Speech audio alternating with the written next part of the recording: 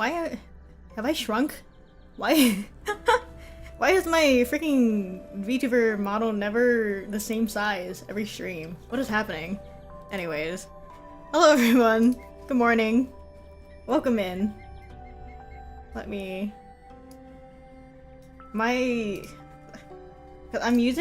still using my old mouse that has like a broken scroll wheel.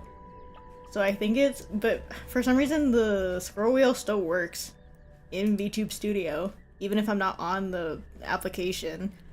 So sometimes it'll make me big or shrink me for no reason. I just heard a notification on my PC. What the hell was that? Okay, anyways, welcome in everybody. How's it going? Why the sullen look? Something weighing on you? I have bought a new quiet morning in cable for my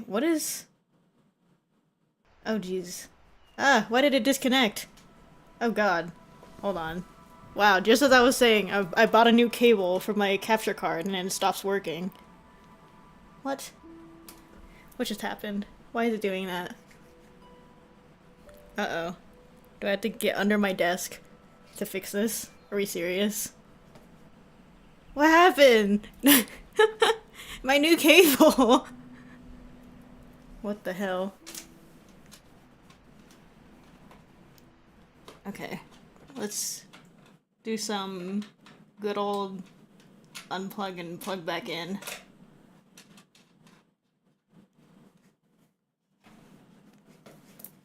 Is this thing on? What is happening? Okay. Where's my audio? Great start. There we go. Is this thing on? Is this thing working? Jesus Christ. I will do my best. Who have I 100%ed? Today, yeah, so I bought a new cable. So I'm hoping that it's a good enough quality cable to prevent the flickering that usually happens during my streams. Although I'm not really sure. Because this is who do I want 100%? I just want the freebies. I guess we're going in order, whatever. But yeah, I haven't actually tried this cable with, or on stream yet. I've just tried it without turning the stream on, so hopefully it actually works. Cause that flickering was starting to get on my freaking nerves. Where am I? What is happening to my setup? I don't know, why is it disconnecting? If I hear the sound again, then I'm literally gonna get under my desk and check the connection. Make sure I didn't unplug it on accident. But today we are playing Lopera's character story, and I am so excited and also scared. I'm very scared. I'm nervous. I don't want to see Moldir. That's what I'm scared of. I don't know if it's a prequel, but if it is, there's probably gonna be Moldir. Actually, no. Whether or not it's a prequel or a sequel, there's a non-zero chance for Moldir. And I hate that.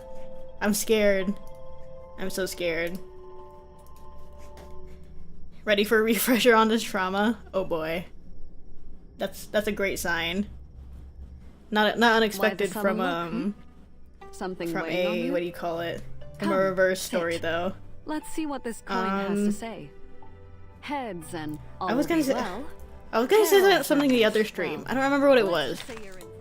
Oh, I watched the character story, or not stories. I watched the character trailers during, or at least most of them, right? I'm pretty sure I did when I did the actual chapter. I think the only ones I didn't watch were any of them that I hadn't streamed.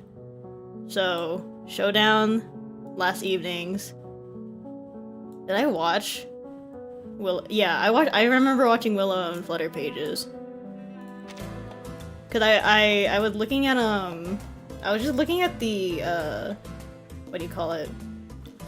At the channel. at the official channel, and I was like, ooh, I don't remember. I don't remember seeing this trailer before. But I guess we can get to those when we get to them. Now that they're in recollections. But let's just jump in. Oh, not even okay, we're just getting right into it. Oh, I don't want to see Igor either. Sorry, sir, but I respectfully decline this operation. Lopera. You're already on General Carlos's deployment list, Lieutenant. I haven't been speaking long, but the young major's throat is already drying up. He's run through this conversation 100 times in his head. Wearily, he straightens the stack of lists and briefings in his hand. These people are working with the Apostles' Brotherhood, smuggling weapons, plotting to kill Xeno soldiers, and attack our outpost. The intel is crystal clear. Am I the only one around here who isn't completely local? These suspects are all just ordinary people, fishers and boatmen. They got nothing to do with the Brotherhood. Believe me, I've spoken to General Carlos about your concerns, but he's adamant that our informant's intel is correct. When Carlos has a Parana pine cone where its brain should be. Where have I been wrong? Tell me, when? I miss her. Watch your tone when speaking about the superior officer. So sassy. So whimsy. Oh, this is definitely a prequel. Lord. The edges of the Major's mouth twitch. He suppresses a disrespectful smile and lowers his voice.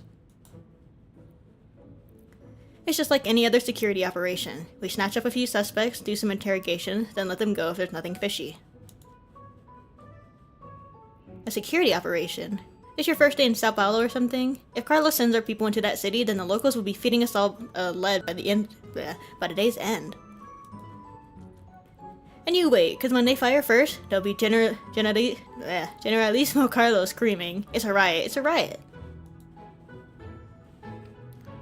Let's see how I manage through Lopera. It's not. Is it Spanish? I actually don't remember. Is this? I think it's Spanish, but then I don't know if it's just another very similar language. Lieutenant, orders are orders. I don't have any leeway with our objectives, but I'll do what I can to make sure this plays out as peacefully as possible. Besides, you shouldn't need to get your hands dirty. You have your own mission in the city, to retrieve someone named Sandro. What? Sandro? Who's that? They're keeping the details on a need-to-know basis. I guess Sandro has some unpleasant run-ins with the Brotherhood. Xeno wants to find him and bring him back for his own protection, to prevent any retaliation. Need to know? Yeah, I know exactly what I need to know. I know that Carlos needs someone to do his dirty work, and I'm not doing it. Let some other grunt bite that bullet. I'll be in Sao Paulo picking up some propolis verde. I cannot roll my R's. It's embarrassing. Lopera taps the cauldron in her arms as she flutters off without any hesitation. The Major doesn't stop her. He knows he can't. So he returns to his operation notes while rubbing his temples with one hand. Good for you, Lopera.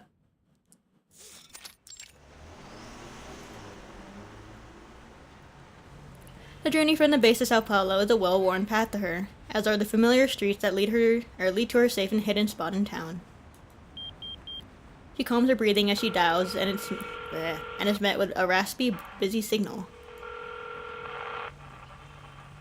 Is this quieter than usual? Hold on. I feel like I'm going crazy. Let me double check. I don't want to dox myself. Opening the freaking windows. No. That is so weird. I think I'm just crazy.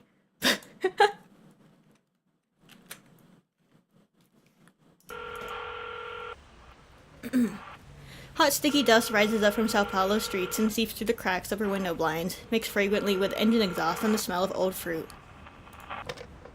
I don't want to see it. I don't want this. I don't want this. My found family. Hello? Molly! I hate this. Vera, why are you calling from an unsecured phone line? Never mind that. I need to tell you something about Sao Paulo before I set off. Before you set off? What is it? Pera, you're not causing trouble again, are you? That idiota Carlos is the only cause of trouble here. General Carlos? You mentioned him in your reports. Father thinks... A vague, heavy sound from the other end interrupts the sisters' conversation. Ugh. Don't piss me off. Yes, it's La Pera. Understood, sir. Molly? It's me. Ugh! Don't piss me off. The voice that comes next is deep yet distant and filled with restrained power, like thunder rolling over the horizon. Father. I was going to have Molly tell you. This concerns General Carlos's operation. Yes, I'm aware. The Sao Paulo base has already submitted their plans. It's Carlos's paranoia on the rampage again. You can see that, can't you? I have to stop him, Father. If this continues, he'll have the whole city plunged into chaos. Father. The Admiral's silence is unexpected. La Pera thought he would be more decisive. In her eyes, stopping Carlos had become their highest priority. You're on a deployment list, are you not? Of course. A sense of unease crawls up her spine like a spider. She knows where this conversation is headed. Yes. Then you are refusing your orders. La Pera bites her lip, unable to answer. General Carlos is your superior officer. This does not change even if he is a fool. It's a soldier's duty to follow orders. An officer gives orders, a soldier executes them, whether it is charging a beachhead or abandoning a position. But...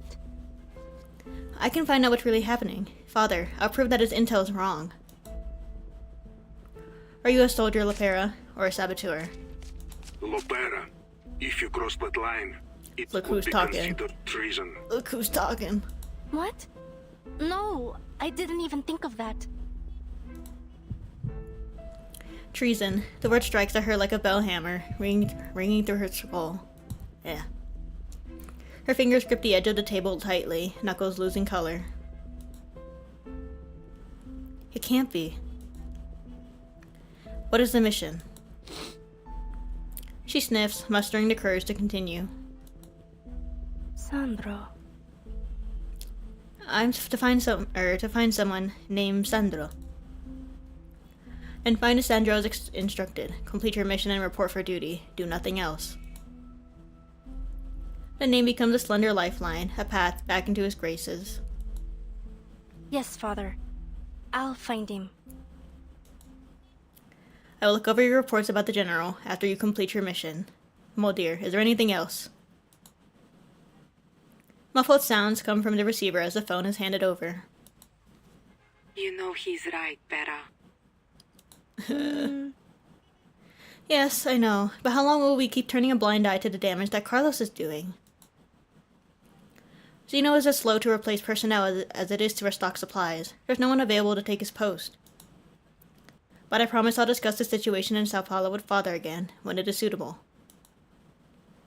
Oh, dear. There's nothing, I cannot speak today. There's nothing emptier than a promise awaiting suitable conditions. Good luck with your mission, Pera. Evil game. Evil game.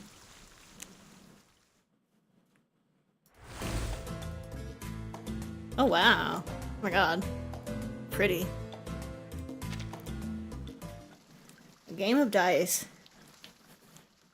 God, get that man's face out of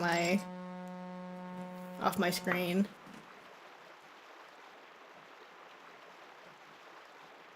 I've already had enough of him. A sightseeing boat docks along a densely wooded riverbank. From the deck, it could be mistaken for the depths of the jungle. Excited tourists poke their heads out to look around. For those seeking the appearance of adventure without venturing deep into the perilous Amazon, the outer environs of Sao Paulo are a fine substitute. That's right, bring a few photos back home with you. I guarantee your friends back in Europe won't notice a difference. The hell does that mean? When all said and done, when all is said and done, to sink the Amazon, it's as fake as the crocodile bag I bought the other day. Can't believe I fell for it, even after he said Hermes secretly buys all their hides from him. Bro got scammed. Who's surprised? The old captain pats the tourist's polyester suit with a friendly hand, ignoring his less than elegant pronunciation of the name. Crocodiles. My friend, if you had only come to me earlier, I would have never let you be cheated like that. In fact, I know of a certain daring individual who keeps a few genuine broad-snouted caimans out in the rainforest. I cannot speak today. Holy crap. The kind that can crush a turtle shell with a single bite. I'd be happy to make some introductions. By the way, my friend, you're carrying American dollars, aren't you? So what? Is all this cruzeiro just completely useless? Not useless at all. It's great for kindling, confetti, and even waste paper for your parrot. Just take my advice, friend. Exchange what you have for dollars before it sinks any lower. Honestly, good advice. But don't let those suits at the bank trick you. A friend of mine specializes in exchanging currencies. I guarantee you it's a better deal. Let me think. He and this enthusiastic guide have been friends for a good 3 hours, and in that time, his host even taught him the rules to double-deck, canasta. Somehow, this currency exchange proposal begins to seem almost credible. However, a face wreathed in bright orange interrupts the tourist's thoughts. Excuse me, sir. Mind if I speak with Captain Rodrigo for a moment? Hey! Hey, kid, you lost or something? L'opera. I didn't know you were interested in seeing my shabby old boat. Are you two related? Sorry, sir. What makes you think I'm related to this picareta? What a shame. You know, I've always considered you like the violently hot-headed daughter I never had, Lopera. Don't go breaking this old man's heart. Yeah, whatever. Just beat it, kid. Mr. Rodrigo and I have business to discuss. Why don't you go play somewhere else for a while? If you're good, maybe I'll get you some hot cocoa later. Does she really look that much like a kid? I mean, she has guns. She has guns on her person. She can't be that small. It's delicious. Double cream, double sugar. The stuff slides down your throat like porridge. The captain was just telling me about it. You'll love it. Senor, whatever Rodrigo has told you, I advise you not to believe a word of it, including anything about his cocoa. Rodrigo rolls his eyes, then grins. Why don't you try the guarana juice while you're here? It'll perk you up more than any cocoa or coffee. Did you just say I cannot say these words. Guarana. Of course. You should check further down the shore. There's bound to be a stall somewhere selling it. True to her word, there are many stalls bunched along the shoreline, which, not far from the city, serves as a fine spot for small traders to sell their exotic goods at a good price. Great. Hot dog! Oh wow, you are American. Well, I guess I should try something special to the area. Goodbye. See you later, Captain. And Miss, if I find any guarana juice, I'll be sure to bring some back for you. Anticipating the new experience waiting him, the tourist disembarks in a rush toward the riverbank. You do realize that you just let a big fish slip away, right? Silly little birdie.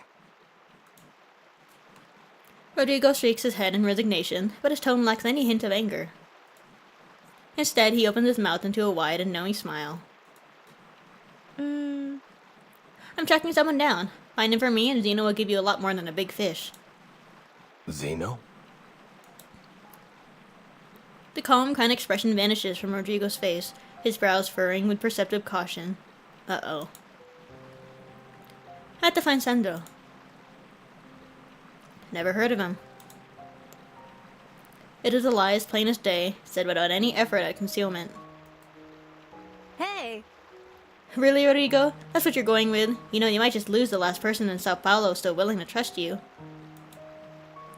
If my intel is right, the last time anyone saw anyone saw Sandro, he was getting off your boat. The weathered captain remained silent, squinting, perhaps pondering, or maybe Sao Paulo's sun is just too bright. How about this? Lepera pulls out a fancy-looking die from her waist and tosses it into an empty wooden cup on the table. It's gambling time. High or low, clear and simple. If I win, you tell me where Sandro is. And if I win... Lepera slams her revolver on the table. Now you know how much this gamble is worth to me. Jesus. Rodrigo offers a stiff smile. Seeing no resistance, Lepera turns the cup over to cover the die. You're up. Lepera pushes the cup toward Rodrigo, indicating with a generous flair that it is his turn to roll the die. Rodrigo sighs, extending his rough fingers over the cup, thoughtfully weighing up any pros and cons of joining in. Why did they have to send you? Carlos couldn't find some other grunt. You got a problem with me? The Apostles' Brotherhood is looking for Sandro too. This is anything but a simple operation. What? You think I can't handle a few apostles? The girl's hand grasps the pistol wagered in her bed, spinning it around her fingertips. They might as well be the bottles down at the Xeno shooting range. Actually, easier. Xeno's got those bottles that fly through the air. Silly little birdie. Cool it. This is no place to be playing with guns. Let's do this. Rodrigo shakes the wooden cup. Lepera places the revolver back on the table. After a few blinks of an eye, the cup comes to a clean stop. The die spins with a crisp whirling sound within. High. Then I'm low. The cup is gently lifted, revealing the die lying obediently on the table. Low. That's low, old man. You see? It's 2. Lepera happily returns the pistol to its holster without a hint of surprise. Does she have a rigged die? Rodrigo picks up Lepera's die from the table, rubbing it in his palm. Looks like old Rodrigo's luck is as thin as his blood these days. Now, the bet. Don't try to cheat me. Where's Sandro? Rodrigo changes the subject again. I've heard Xeno's gathering troops for a move into Socorro. Is that true? Socorro? Don't remember. Carlos es un idiota. The momentary slip of the tongue sears through her brain like a branding iron. How could she let this low-level informant trip her up? Rodrigo sighs, almost sympathetically. This is really bad. Oh. You don't understand a thing, Rodrigo. Now I'm done with you evading my questions. Where is Sandro? The hot sun of the southern hemisphere burns on Rodrigo's brow. He blinks at her, weighing his options before giving in to his honor. The Barata has hidden himself well. Follow me ashore, and I'll lead the way. I don't need a guide. Just give me a location, and you can get back to business. Sandro is hiding deep in the rainforest. You won't find anything but capybara droppings without me. Besides, I need to make sure the information I give you won't bring any harm to Sandro. She has dealt with Rodrigo long enough to know better. I never knew you had such a kind heart, Rodrigo. I'm old enough that I should start going to mass every week, little birdie. Maybe this old bastard is ready to turn over a new leaf. He tosses the die to Lepera. The cube rolls through the bright sunlight, tracing a shining arc. The girl reaches out instinctively, tracking the arc as a small object lands square in her palm. I was just about to remind you to return my die. Do they have merch of, like, Lepera's dies? That'd be neat. Although it looks like it's something you can honestly just make yourself. She raises her head, looking up at Rodrigo's sunburned face. The latter is looking down into the exposed die. Another 2? You have good luck with dice. That's totally rigged. She folds her hand over the die, removing it from his scrutinizing gaze. Coincidence. That's totally rigged. You let me call it. How'd you know I bet that high? Hey! I told you it was a coincidence. Rodrigo doesn't seem bothered by your trick. Be quicker to cover that hand next time, little birdie. I don't want to see a sweet girl like you getting roughed up over a bad bet. Tch, I got a gun. So true. There are things in this world that aren't afraid of a gun, Senora. Who knows what kind of monsters are lurking out there. You don't really think that'll scare me, do you? You must always be prepared for the worst. Come. I'll take you to Sandro. You imagine? Like, Lapera dice merch, and it's just rigged dice. Hey, I would buy it. Rigged to always land on 2. What the heck? Each move costs stamina to make sure you meet your destination. What the heck? Your toe bumps into a hard object hidden in the grass. It's a battered antique handgun that looked like it had been chewed on by a dog. Perhaps this is a stroke of luck. Oh, this is like the... I forgot whose character story it was. Someone had a character story like this. Well, not this. What the heck? Alchemy! If you don't get the item you want, try a few more times. What? What? Well, I don't have anything, so... The antique gun suddenly misfires. What the heck? Aside from the slight injury, you're mostly just surprised at its sudden activity. Oh. East again? Interesting.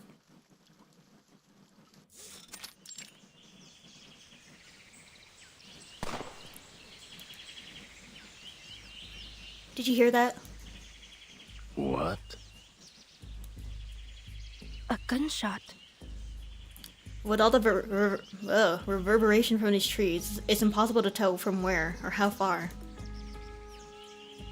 Don't look at me. I'm just an ordinary human, and an old one at that. My hearing isn't so sharp. But gunshots are not uncommon here. It's always been like this, and it's only gotten worse since the Apostles' Brotherhood arrived. This is what makes life on the shore so unbearable, and why I escaped to the water. Yeah, and? How is life on the water, Capitan? The old man looks away, back to the river. Before I came to Sao Paulo, I knew a man, older than even I am now. He lived beside a wide river, running a simple business, honest his whole life, beloved by his wife and son. And one day, he became another person, just like that, as if his mind switched with a flash of lightning. He went out and made a boat of mimosa wood, the hard kind that never rots even in 100 years. The day he finished it, he took that boat out and never went ashore again. The day I moved to Sao Paulo, he was still there, floating on the water. Creepy. You're full of it, Rodrigo. You could at least try to make your story sound real. Well, it's realistic enough in my eyes. To me, it's the rest of the world that feels like make-believe. Maybe he was just fed up with life and decided to leave it all behind. Maybe he didn't want to deal with the troubles of the land. I've thought of doing the same myself, but I can't quite give it all up just yet. The man shakes his head, giving the story a strange and abrupt ending. This isn't the time to reflect on old stories. We must find Sandro soon. Another gunshot. A distant, almost unreal gunshot echoes through the rainforest. Again? I heard it too this time. That gun. The caliber sounds like the same gun that Sandro carries. We should hurry. You might be in danger. Uh-oh. After a burst of chaotic gunfire, birds scatter wildly through the jungle. Though a rare sight, it only makes finding your way forward more difficult. Shoot the birds! Can I make one? Is it random? Let's find out. Oh, it is random. Huh. Oh my god. Snacks. Well, I didn't get anything good. The jungle is no place for a stroll. Take this time to learn and be more careful next time. Distance to final destination far, direction east. Like I'm going east right now? Guess we'll just keep going east.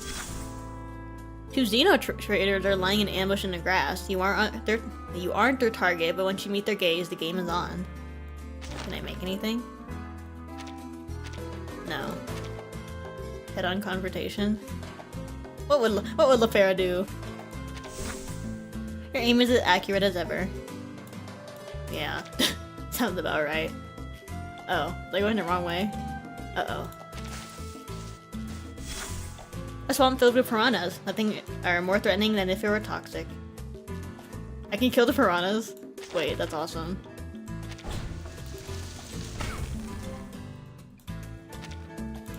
I watched a video of a guy, like, eating piranha. I don't remember if he ate it raw. I don't think he did. Like sushi. But I was like, wow, that sounds terrifying. You fire several bullets at the moving targets in the swamp, quickly taking care of the dangers in front of you. Where am I going? I'm going like all over. Okay. I'm like trying to imagine it in my my head, like like a freaking D&D map or something.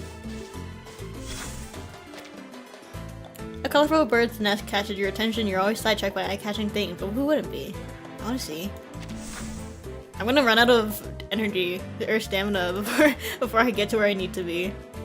The nest contains the scraps of the devoured kin of the avian critter that built it. They may make for decent alchemical ingredients. Direction east-north. Broken radio. Perhaps it's worth fixing to gather some intelligence. Information is crucial in a dangerous place like this. Alchemy or tools? Do I have tools for that? I have these things.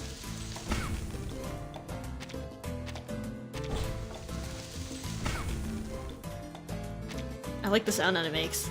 Oh, pew. Let's try alchemy. Your crucible can create many wonders, but precise mechanical parts aren't among them. Perhaps you overestimated your cunning. Oh, god dang it. Let's keep going north. In a shallow pool, a fierce crocodile blocks your path, poised to attack. Attempt to retreat. I just flashbang a freaking crocodile?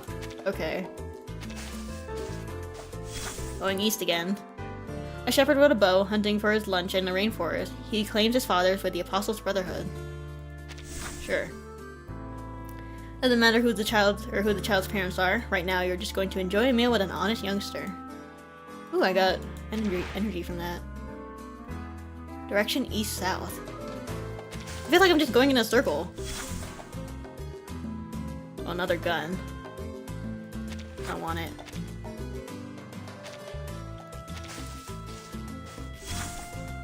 A street performer attempting to set up shop in the rainforest catches your eye. You have reason to believe his stable life is reliant on the charity of his rainforest friends. A little sad. Don't know if the rainforest is the best place to be doing that.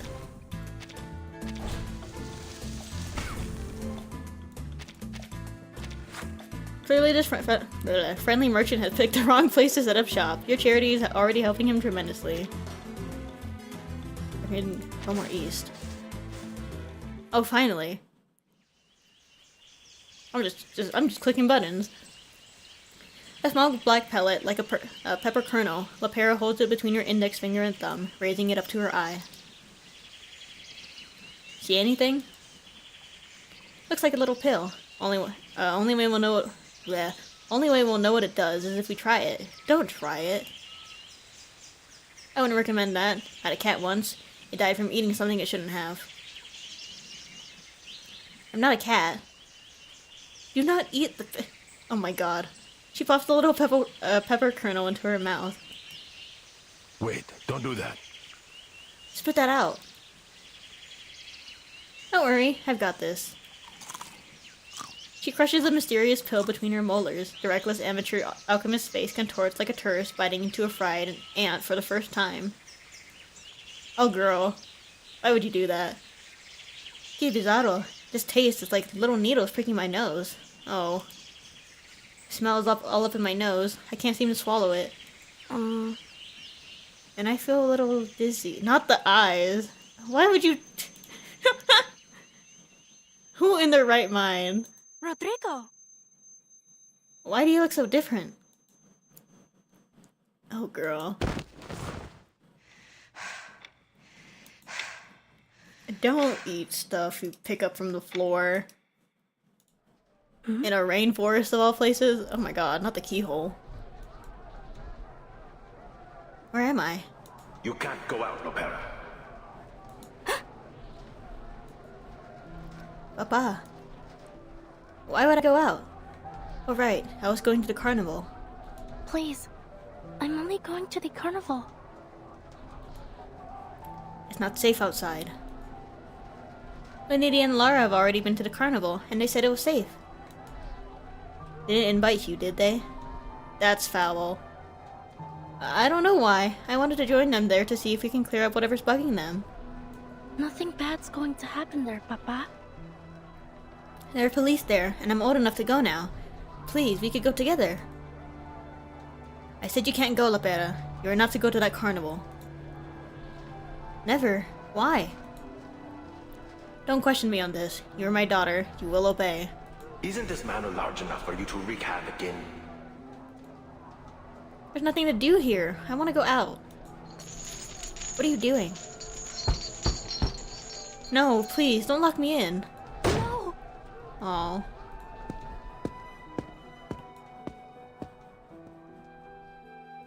Lopera, listen to me.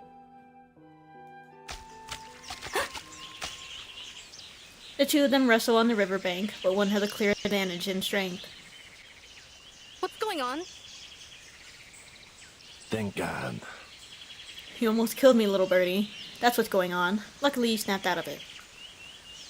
You need to stop eating just any old thing that pops out of that cauldron. Come. I'll take you to Sandro. Now have some water first. Oh, did it come from her cauldron? I don't even know anymore.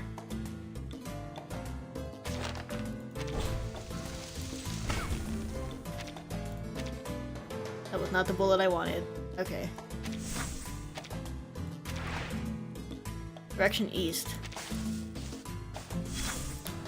The Xeno supply point now deserted thanks to the rebels. I am down. Do you really think the rebels wouldn't... Oh, Jesus. Wouldn't clean this place out before leaving? The heat and fatigue of the rainforest must be affecting your judgment. Okay, my bad.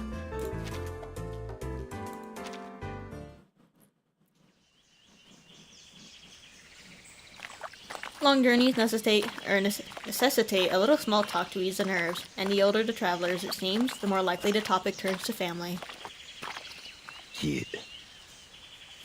You never talk about your parents. You're not Brazilian, so what are you? No.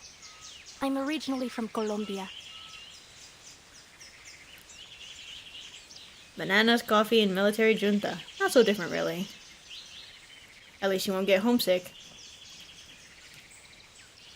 She has no desire to engage with the old man's banter. In her heart, she feels far more nostalgia for the dry, yellow steppes of Kazakhstan than for the country of her birth. Admiral Igor and his children did not have a fixed home. Xeno is my home. As for Colombia, Brazil, it doesn't matter. Rodrigo stops his pace and turns around to inquire further. How can Zeno be your home? It's just an army. I once served in the army too. Really, it's no different from any other job. People from all over bunched together just trying to survive. Many years ago, someone told me, join the army, you'll make friends for life, and no one in Rio will dare look down on you again. But, Life after retirement was not so good, and all those friends for life dried up in the end. Then I heard someone say, go to Sao Paulo. The soda factory there pays in dollars. Your children will suffer no more. Not long after I arrived, the factory closed down. I didn't even get my last month's wages. Worse, I found out my coworkers had taken it. What the heck? Rodrigo claps his big hands together, as if creating a dramatic pause. At the end of all that, I finally understood. Family is the one thing that matters. No one else will truly care about you in this world. Once the war is over, once the factory closes, when you leave with empty hands and nothing more than you came with, and you worry every day about what your children will eat. Wait. You have children? Rodrigo sweeps his large hand lightly over Lapera's head. Of course. A daughter. She was about your age. But Was.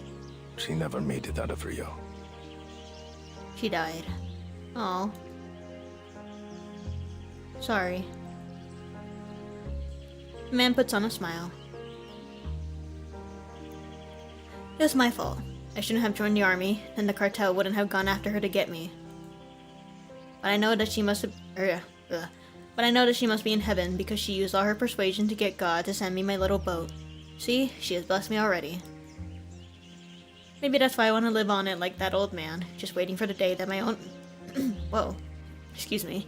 Just waiting for the day that my own mind will let me flick that switch. But, Now is not that day. I still need to find you help to Sandro, don't I? Right. We need to find Sandro fast.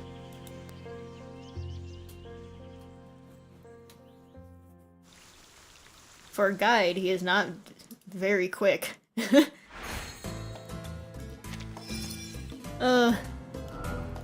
Foreshadowing to events that I already know happened. Calling Zeno her family.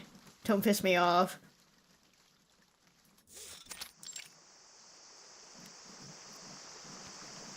Two heads, one big and one small, peek out from behind the damp, rotting planks. First the big, dark one, then the small red one. Is this the place? of course. Sure is shooting. Why are we sneaking around? Rodrigo! I think you must have taken a wrong turn somewhere. There's no one here. Even if Sandro isn't here, it shouldn't be abandoned. There are people living here. Remember the gunshots earlier? Perhaps the Apostles' Brotherhood got here before us. Well, since there's no one, we don't exactly need to stick to the shadows. Come on, let's take a look around and see what we can find. The girl pokes her small frame out from behind the planks before Rodrigo pulls her back. What? Wait a minute. What, we got a sniper or something? Look closely. Something's moving behind the clothes on that laundry line. The Pharaoh squints as though aiming at an enemy, then widens her eyes in surprise. There is indeed someone behind the hanging, wrinkled clothes. Wearing Xeno colors. Oh, see the colors? They're friendly. No need to worry. No. I am worrying. Things don't seem right, little birdie. That soldier looks strange to me. Trust this unlucky old thing's intuition on this. What the hell are you talking about? The girl doesn't intend to listen to him. She gets up and slips out of cover again. But Rodrigo is quick to pull her back once more. Wait, don't do that. You're trying to get yourself shot. Lepera tends to call the Xeno soldier over, but an oily hand, reeking of fish, covers her mouth entirely. Ugh, ick, gross. Let go, damn it! Rodrigo's strong grip renders her struggle futile. The two wait in an awkward, tense stance for the Xeno soldier's next move. The soldier does not seem to have taken any notice of their hidden struggle, but he moves cautiously still. Rodrigo's attempt to prove his judgment correct loses out to Lepera struggling in patience. Oh god. Droga. Damn it, what just happened?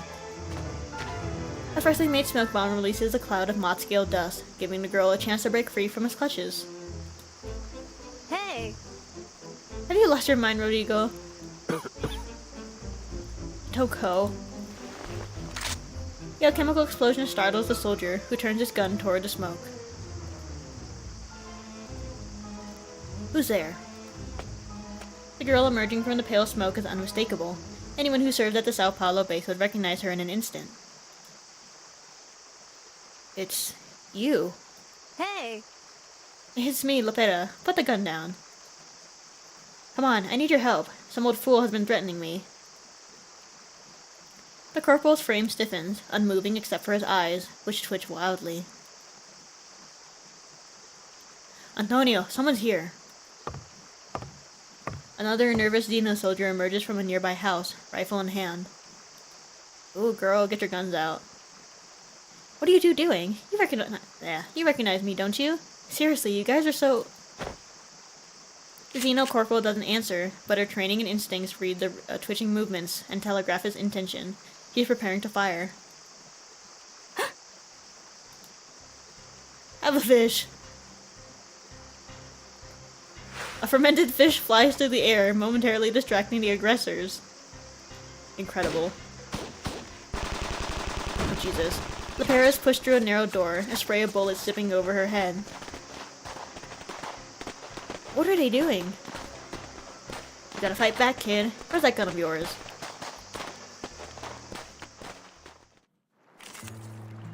Oh, we're like actually fighting? Okay. I wasn't ready for that.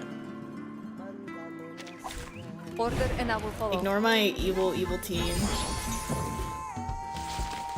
My moldir Lepera team. Let's want some ready? Players ready.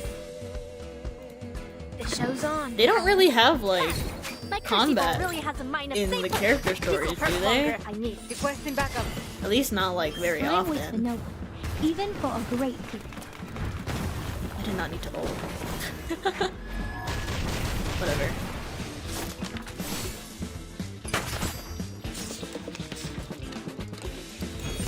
Is that all you There's got? strength in restraint. It's okay, Marcia is here to soothe the pain of Time the to clean evilness. up the So true. Marcia carrying so many teams.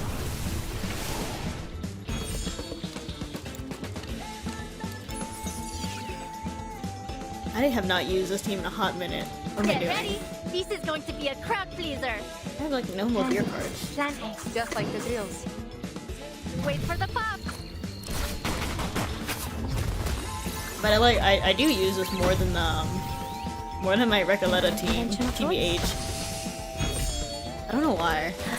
It's not that much stronger. Volleying the pacifier. It's like much weaker than my Reco team. But like, I know I'm emotionally attached to these two. There's I love Found Family.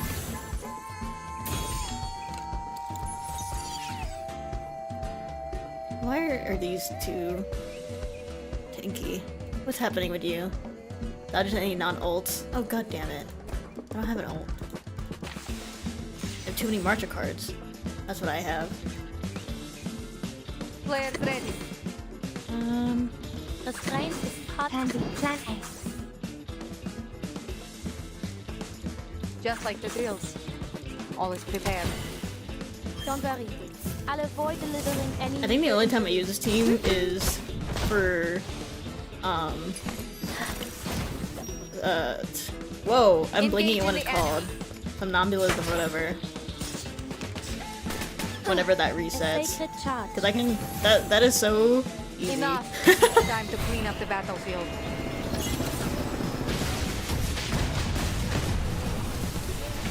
Reko's my favorite mineral, but the Found Family is indeed too strong. that Wish I one's didn't have to skip Igor, I would Exactly. like to complete it. I know it would be good for me, meta-wise, to get Igor, but I'm avoiding him out of spite.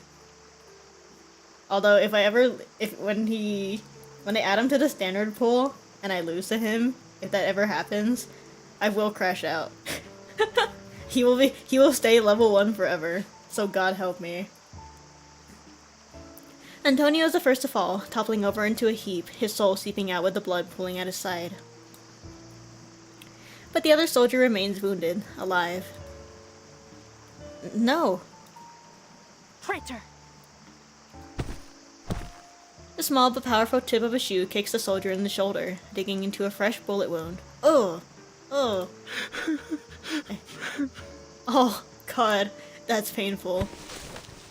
The corporal curls his body over to the other side, only to be flipped back over by Rodrigo. Enough. That's 12 quick kicks already. One more and you might put him down for good. You still have questions for him. What's going on? Tell me everything right from the beginning. Well, first, after I joined Xeno. Man, dude, it's not the whole damn story. How about this for a start? Why are you here? I was just out gathering supplies. Rodrigo sighs heavily, as though he had already guessed the whole truth. And who are you gathering supplies for? The corporal averts his eyes, hoping silence might save him. Oh, that's how you want to play it, huh?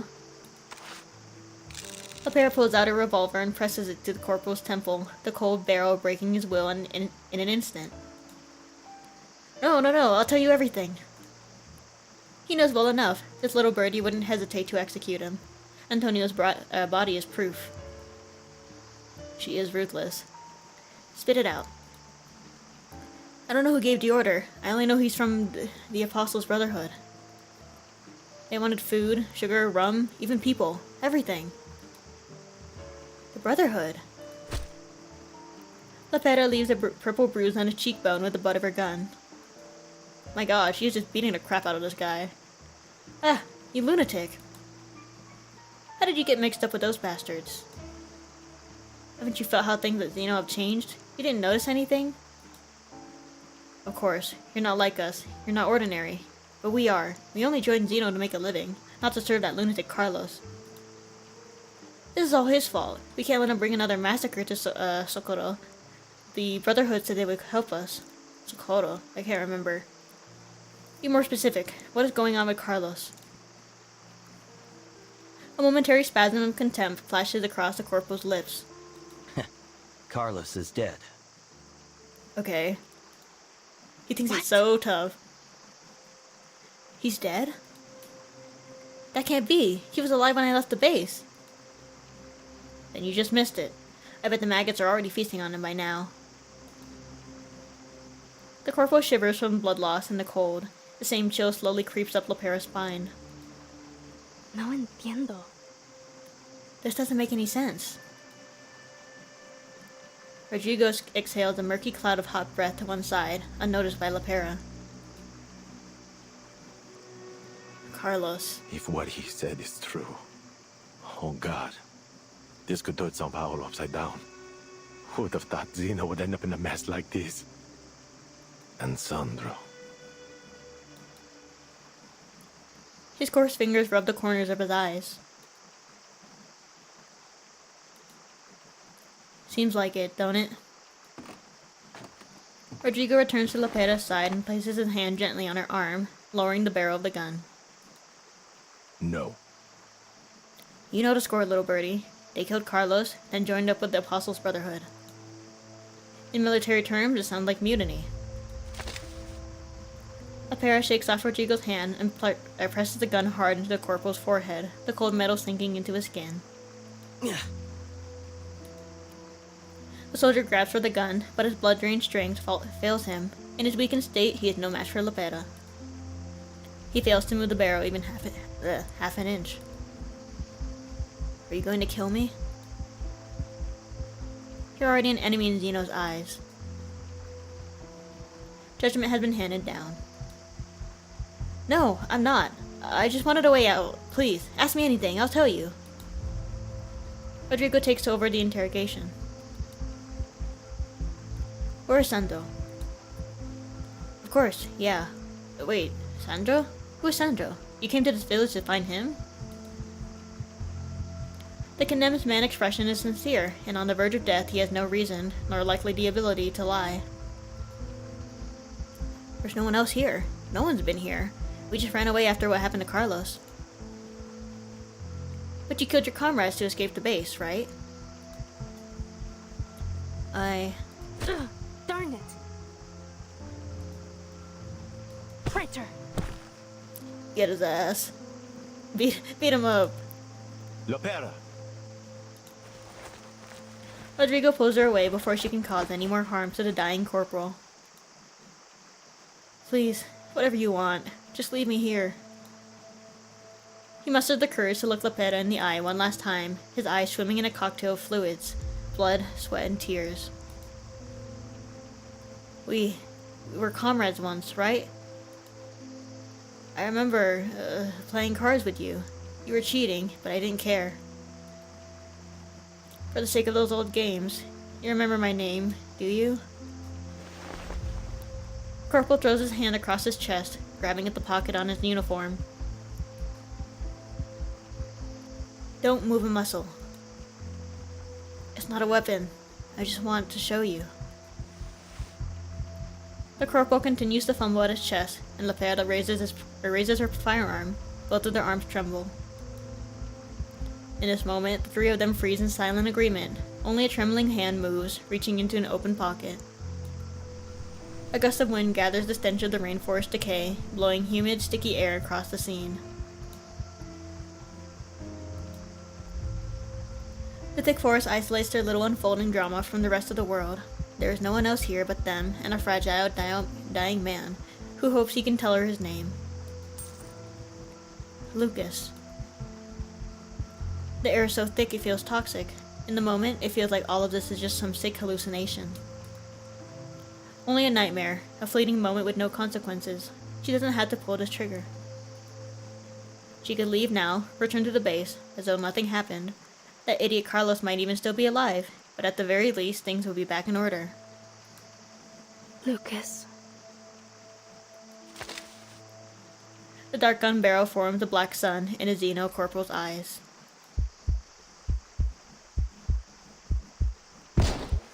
And then the sun explodes. You have to learn the consequences of your actions. Disloyalty and betrayal can never be forgotten or forgiven. Rodrigo squats down, first taking the corporal's pistol, then reaching into his chest pocket. It's a dog tag. Should we take it with us? Without a single word, Lepera grabs the dog tag and tosses it into her cauldron. She sits on the ground. Never before had the battle left her so exhausted, physically and mentally. Her thoughts are as tangled as her gingered hair. Sandro isn't here. Her words sound like a whimper. I want to go back. Go back? No, you can't go back. Not yet. We've still got a ways to go. Come. I'll take you to Sandro. We have to keep looking for him. The girl jumps back up to her feet indignantly. ¿Cómo? What did you say? Lepera, listen to me. Why should I listen to you? Last I checked, you weren't in my chain of command. Maybe not, but if it weren't for me, if it weren't for me, kid, you would have walked right up to those traitors and probably caught a bullet like your general. His point was, unfortunately, irrefutable. She could only offer a huff in reply. We have no idea what the situation is now. Is your Xeno base now a rebel stronghold, or are there loyal soldiers still holding on there? And what is the Apostles' Brotherhood doing through all of this? Perhaps Lucas and Antonio knew more, but the dead don't speak to the likes of us.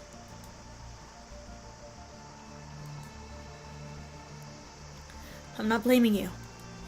I only mean the jungle may be the safest place for us now. So, let's get Sandro first. At least then we'll have another ally. Lepera's mind is swirling, still too chaotic to form her own plan. Rodrigo seems to offer her the only path forward. She nods. Fine, we keep going.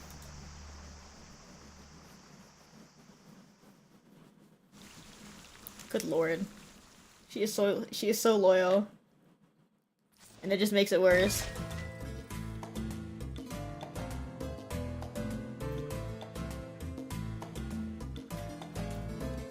I really do wish we get to see at some point her state of mind in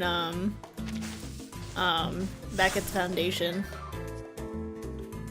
A soaked Mother Goose nursery rhyme book lies by the pool. interesting.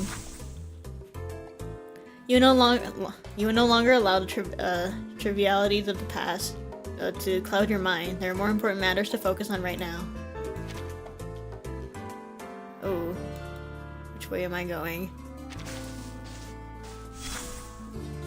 Your toe bumps into a hard object. Oh, gun. And I don't have bullets.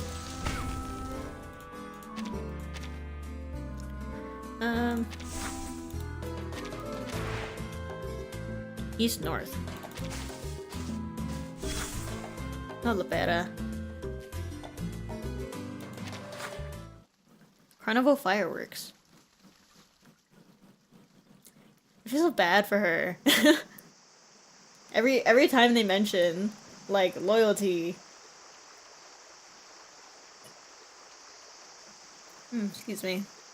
But every time they mention like loyalty and like Xeno, what if Xeno is a rebel base now? And it's just like the dread of knowing. After another harrowing battle, Lepera proves once again the capabilities of a loyal first-class Xeno soldier. Sandro.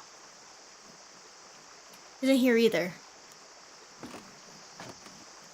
She paces back and forth across the creaky wooden walkways, idly picking up small items to throw into her cauldron.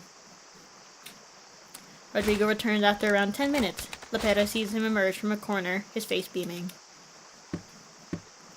Look what I found.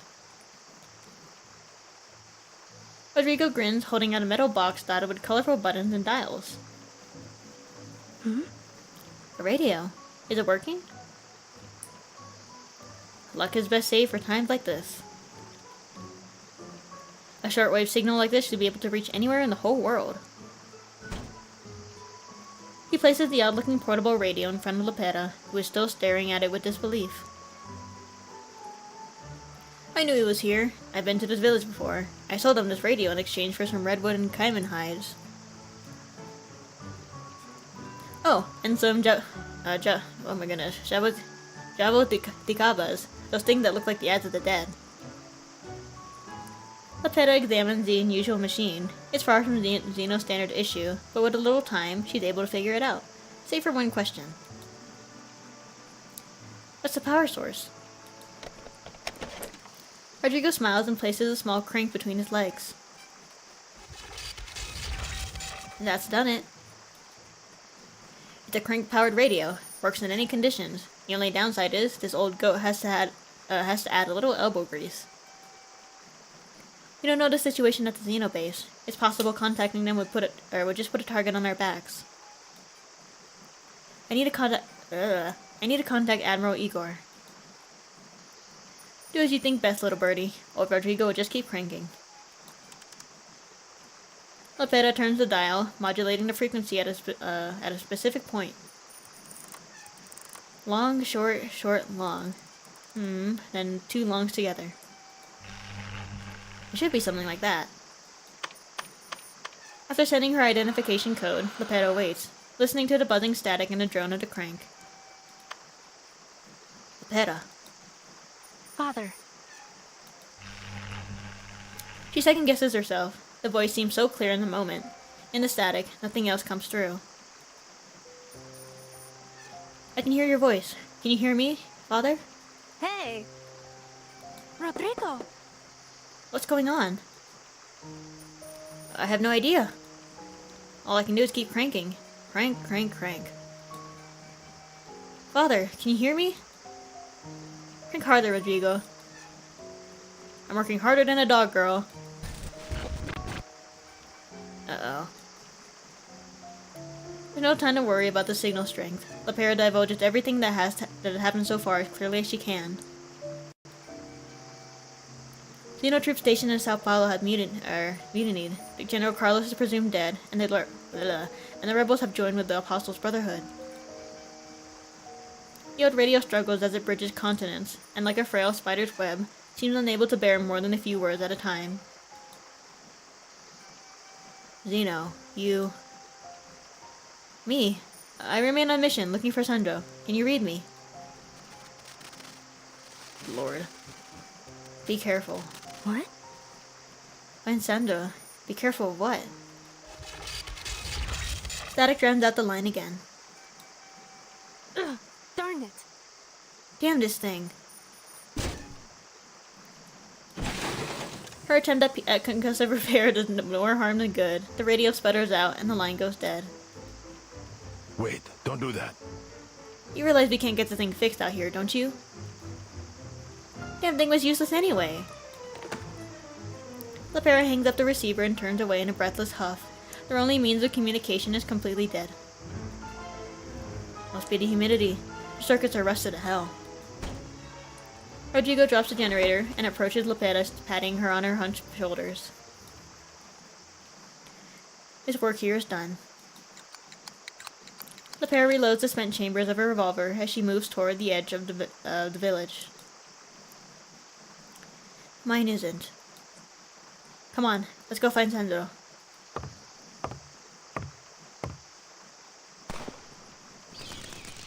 Another warning shot rings out, and a flock of colorful birds screech and squawk as they soar up above the canopy. Oh boy. Have I seen a trailer for Chapter 13? I have not. I am planning to wait for that to come to global.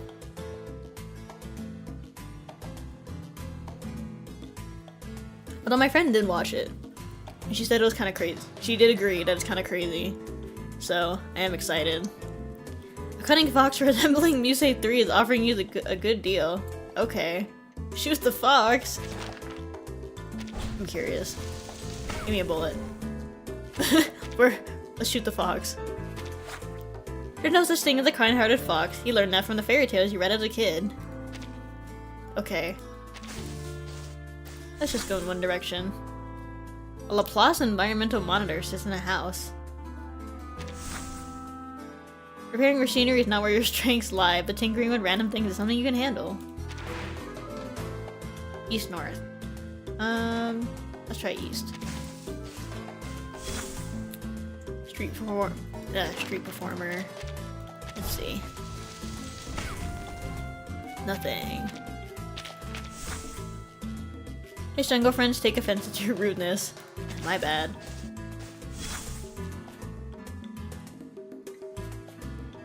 Ready to outsnipe the scruffy guy beside you?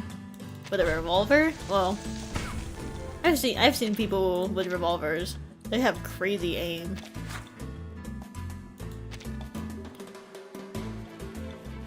Two rounds left. Uh-oh. I cannot go northeast anymore.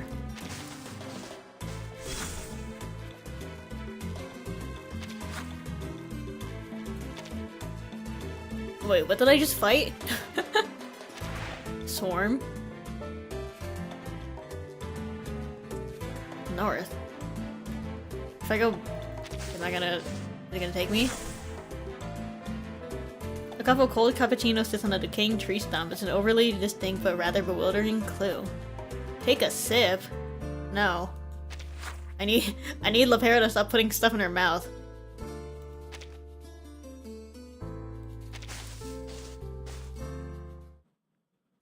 That's not northeast. That was west.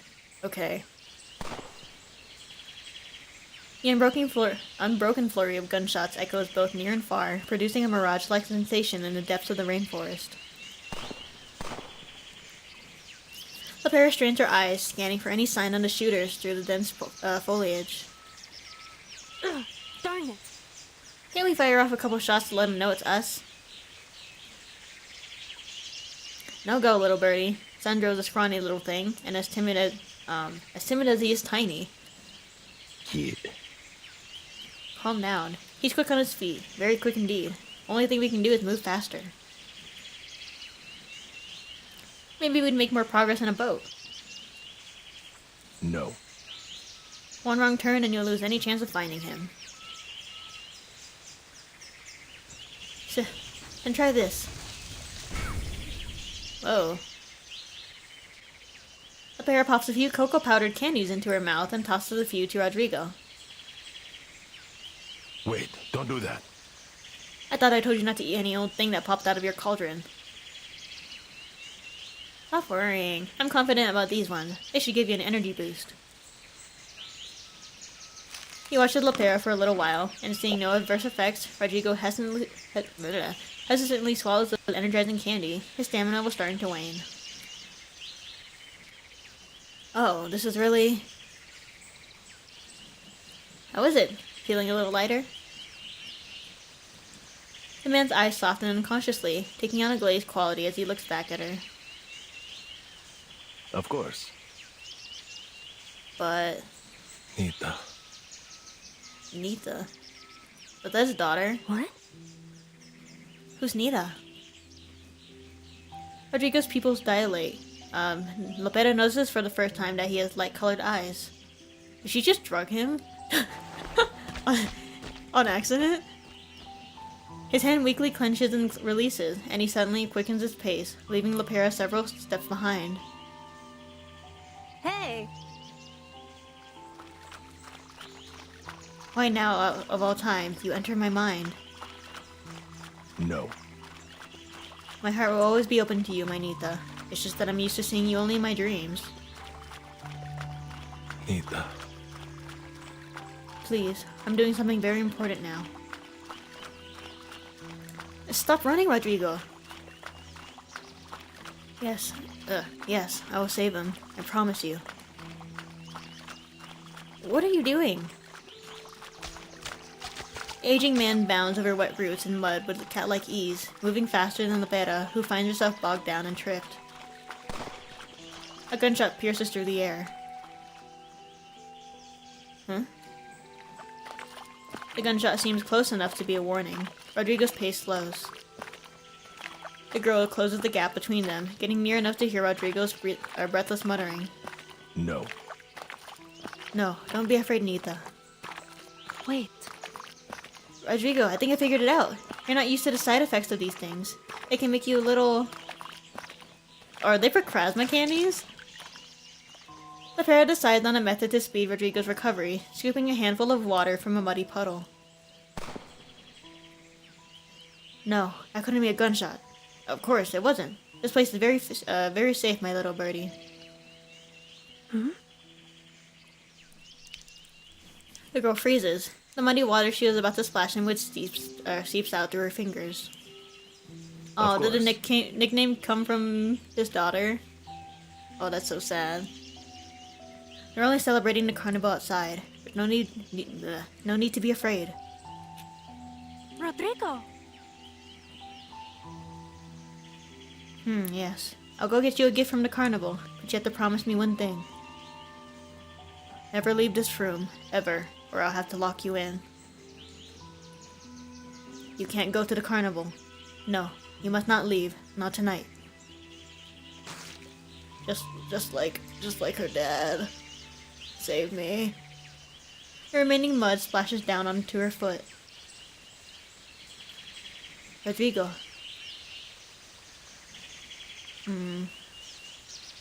His eyes have grown increasingly cloudy until they become like two indistinguishable pools of gray water, and then just as quickly the clouds recede. Epa, you fell a bit back there, didn't you? Your hands are all covered in mud. It's nothing. Welcome back to reality. Lepera walks ahead of Rodrigo, leaving him staring at her blankly as if in a trance. Come on now, we're not catching up to him in his mud.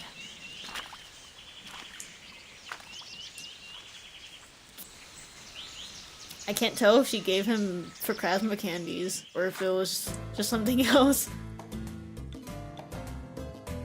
Tooth fairies? What the heck?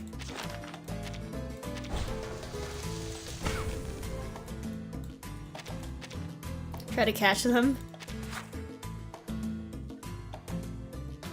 After a brief struggle, all you manage is to snag a small portion of the loot they stole. The entire escapade was barely worth it. If only she were here.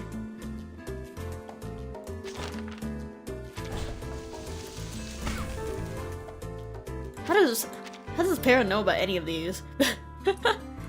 the Muse 3? That's so specific. I don't actually remember if Muse 3 appears outside of pre-storm protocol.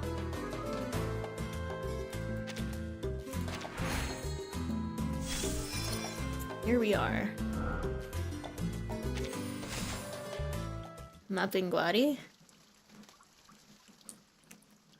I don't know how to say words.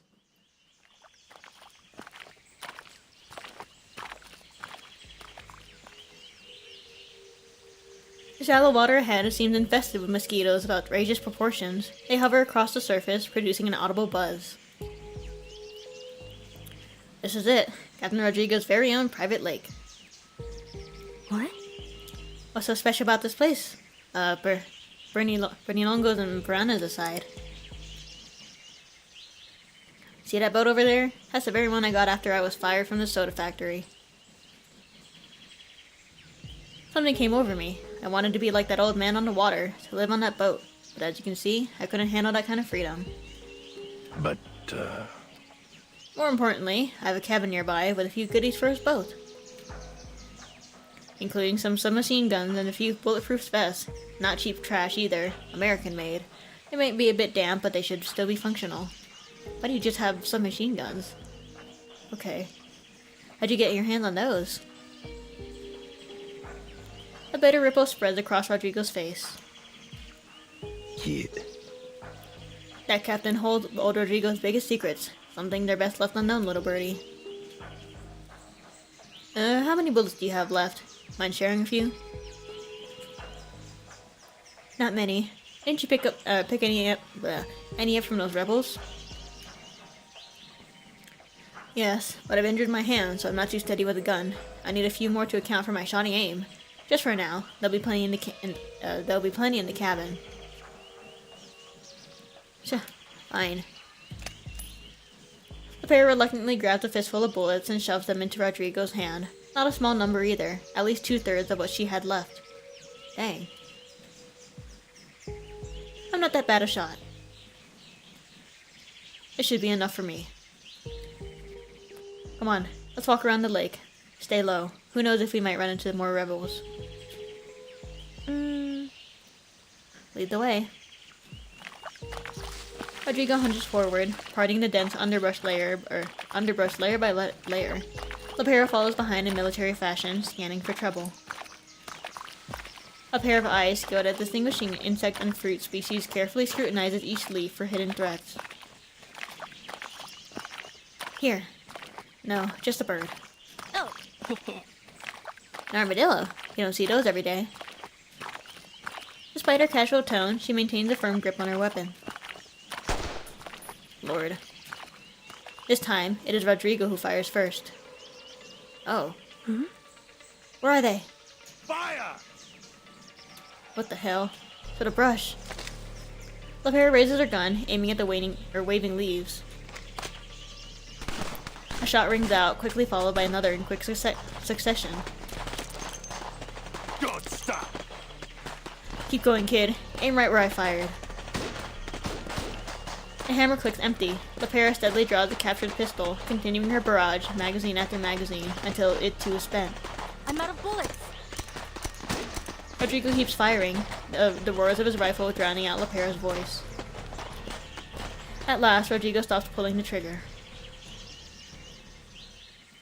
Not even a Mapinguari could survive that. I don't know what that is. Let's hope we killed a Mapinguari then. I'll check it out. No. There's no time. Let's make our way to the cabin first. We need to stock up in case there's more. But We're close. Come on.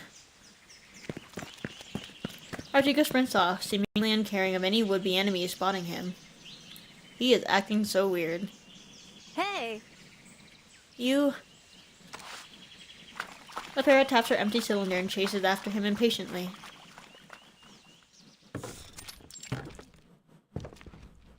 Hello, cabin. The cabin's interior looks as though the owner left in a hurry and never returned. Not at all like the kind of place one would hide valuable weapons and equipment.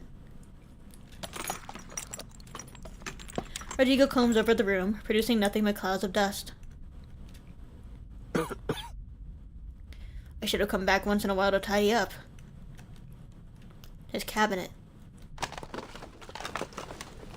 Crash. Rodrigo pulls out a long oilcloth bag from the clutter, then just as quickly crumples it and stuffs it back. This old boy, this is no good. Just an old relic from the boat. Huh. I was going to use it to store my Cordell novels. Give it up, Rodrigo. You've been searching for close to half an hour. Jesus. The pair stands by the window, keeping her eyes on the outside, ready for any potential threat. Nothing. Rodrigo's gaze flickers, briefly landing on the pair before turning back to the clutter. Kid. This is bad. You don't say. Look at what your mapping buddy did. Now we're out of ammo. The girl pauses for a long time. Her words come out like a hard bone rising from her stomach, catching in her throat. We've lost Sandro for certain. We've been walking through the rainforest for so long that the mosquitoes eating away at us have changed shifts. It'll be a miracle if we don't catch a fever 3 days from now. If you were to give up, I don't think even the great Admiral Igor would blame you. You're wrong. Who said anything about giving up? I'll find this rat, even if it's just his corpse. How could Sandro be dead? I don't even know who this guy is. I don't even know why he's important. Rodrigo sighs with contempt. He turns again, his shadowed face now dark and indistinct. You can't take him to Zeno. I'll take him across the border. Rodrigo's words are emotionless, as if stating an agreed-upon fact. Wait. You mean you'll leave for Brazil? Hey! Let's get this straight. After you help me find Sandro, I'm taking him back to Zeno. He has no choice in this matter. Whatever happens after that is none of your business.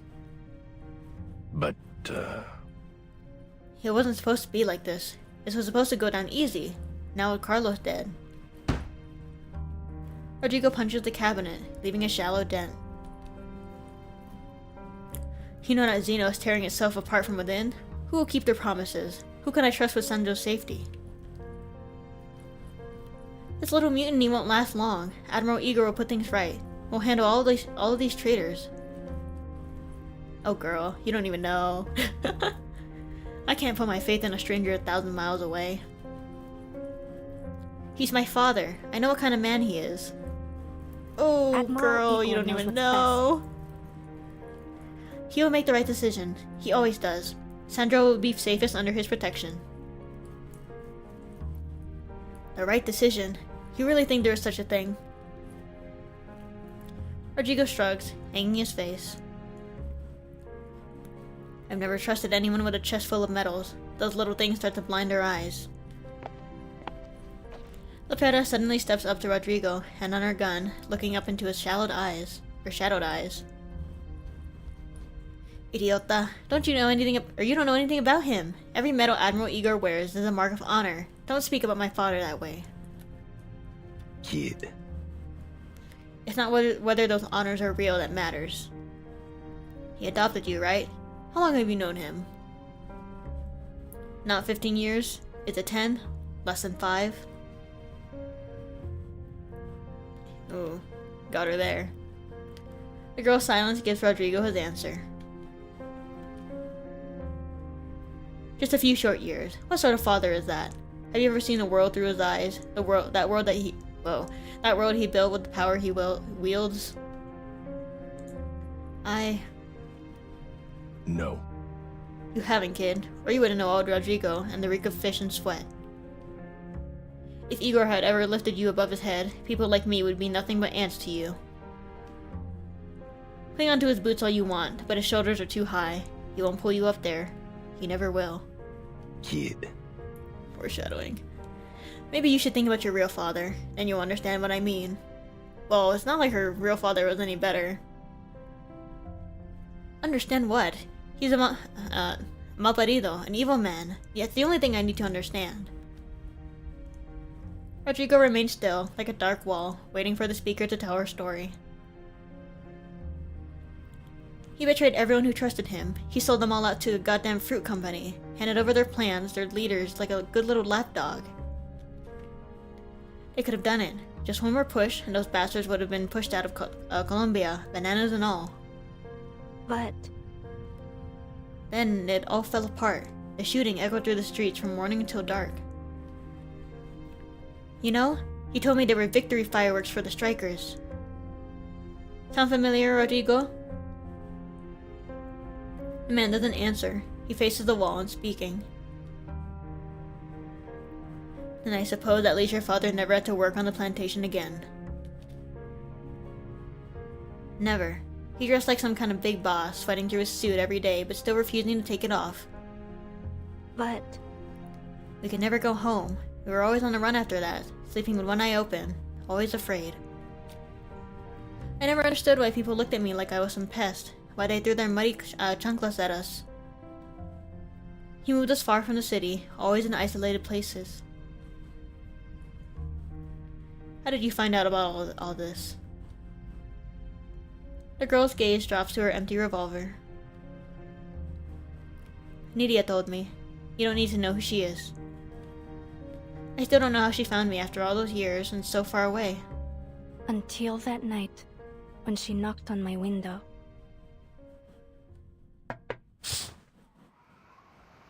I opened it for her, but she didn't come in. I thought I was seeing a ghost. Nydia was a mestizo, with skin as dark as cocoa, but her night was, well, that night her face was pale as the moon. Her skinny arms were clinging to my windowsill. She said to me in a hoarse voice, "Lopera, I figured it out. It was your father who betrayed us all." My father? What are you talking about? Oh. They're dead, Lopera. My family, my father, my mother, brother, and sister, dead. But the strike, isn't it successful? No. They knew about it. They shot everyone, chased them down the streets, and buried them like garbage. I saw it. There's yellow leaf banana trees growing over the pit. Oh, I don't like this. I'm sick, Lopera. Dying, I think. Don't say that. Come inside. Never. I won't. Not into his house. Just grab my hand. Come on, Nydia. Oh my lord. She is dead. There, on the windowsill. Get her. Oh my god, they're gonna shoot her. I don't hate you, Lopera. I just wanted you to know. Where's my gun? No. Oh my god, they shot her. Oh. That was a child.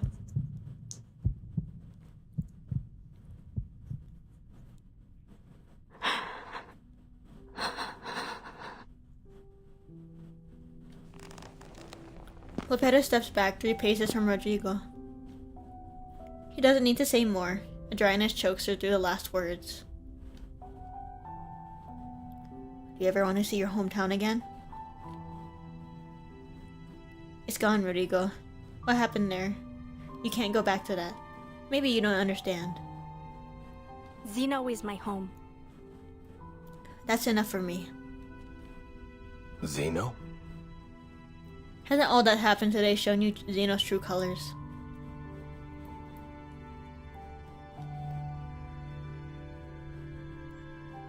The girl remains silent, letting Rodrigo's words fall to the ground. You still think you're the heroes, don't you? There are no heroes in this world, kid. You either live on the water or fight on the shore. On the water, there's peace. Maddening peace and loneliness, like the old man on his mimosa wood boat. But, As soon as you step on the shore, you're at war. To survive, we must become something shameful. Rodrigo is silent for a moment. His thumb rubs over his knife's handle. There's no place left for heroes. I wish I could live on the water. I do. But there are those on land I still must care for. But You said your family was all gone. Rodrigo smiles like a crack in hard leather. Don't you want poor Sandro to escape the chaos of Sao Paulo? no way. Why would I care about that? For the first time, Lepera scrutinizes the man before her, wondering if he was bitten by a poisonous snake in the forest. No entiendo. I don't understand. Something's been off from the start of this. Why have you been following me all this way? Who is Sendero to you? Confusion and rage erupt from her throat. And what's your business here anyway? Rodrigo's dark face is like an iron plate, beaten 100 times.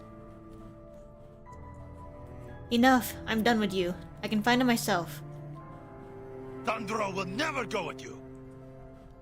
Oh. The man roars back. Why do you care about some nobody? What is he to you? Just another goddamn medal for your father, right? When your Admiral Igor shows up, my poor Sandro will be paraded around like some trophy. And you'll just use him.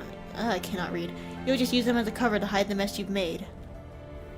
I can't trust your Admiral to protect him, and now I fear, little birdie, that I can't trust you either. You've lost your mind, old man. Rodrigo walks away from the wall and heads for the door. Don't move! You need to explain yourself before we leave. No. You're not going anywhere, Lieutenant. Rodrigo raises his gun, determined to entrust Lepera's fate to his trembling hand. You! He fires, but the bullet hits nothing but shadows. Lepera reflexively raises her gun to return fire, but there is nothing in the chamber to meet the cocked hammer. Nieta! You tricked me into wasting my ammo, didn't you? Kid. I hate to kill you. Let's just play another game. This time, we'll really let fate decide. Lepera is pinned down by the dark muzzle of his rifle as he retreats out the door. He slams it closed and begins locking it from the outside. The girl rushes to the door as a blind bullet pierces through, severing a few strands of her orange hair. Don't use up all your luck just yet, kid. Rodrigo's voice rattles through the door, along with the clinking of rusted chains. Huh. You think this cage can stop me? These locks won't hold you long, little birdie. I know you'll escape. But, I'll have Sandro safely away from here but long before you do. It wasn't supposed to be like this, kid. Why didn't Carlos send a couple of dumb Xeno grunts? Things would have been so much simpler. I wouldn't have shed a tear over Antonio and Lucas. Open the door. Lepera, listen to me. A third bullet pierces the slim wooden door, grazing across Lepera's clothes and stifling her resistance. I'd have shot Nydia too if I were in your father's shoes. I wouldn't have cared who she was or what she wanted. But, If there had been even a chance she might harm my daughter, I wouldn't have let her live. Nita. Oh God, my Nita, my little bird, I'm sorry. How could I let them do that to you? A rough fist hits the door. Rodrigo slings back his rifle and turns away. Fate let you dodge 3 bullets. You win again, Lepera. May we never meet again. Lepera cups her hand around a bullet hole in the door and shouts. Where are you taking him? She presses her ear to the door to hear the footsteps pause for a moment, then slowly return. You won't see us again, you hear me? I can't lose him now. He's all I have left. Oh my God.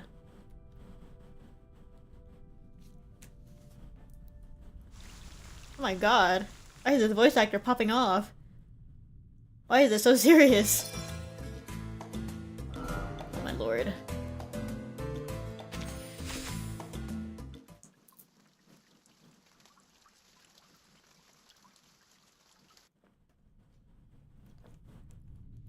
God, poor Lepera.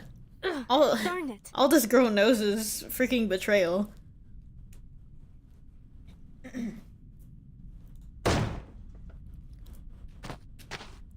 Though it's only a thin bit of wood, her small frame can't make it budge an inch. The force propels her back to the center of the room. Traitor! Rodrigo, you lying old jerk. Damn you. You were lying to me from the start.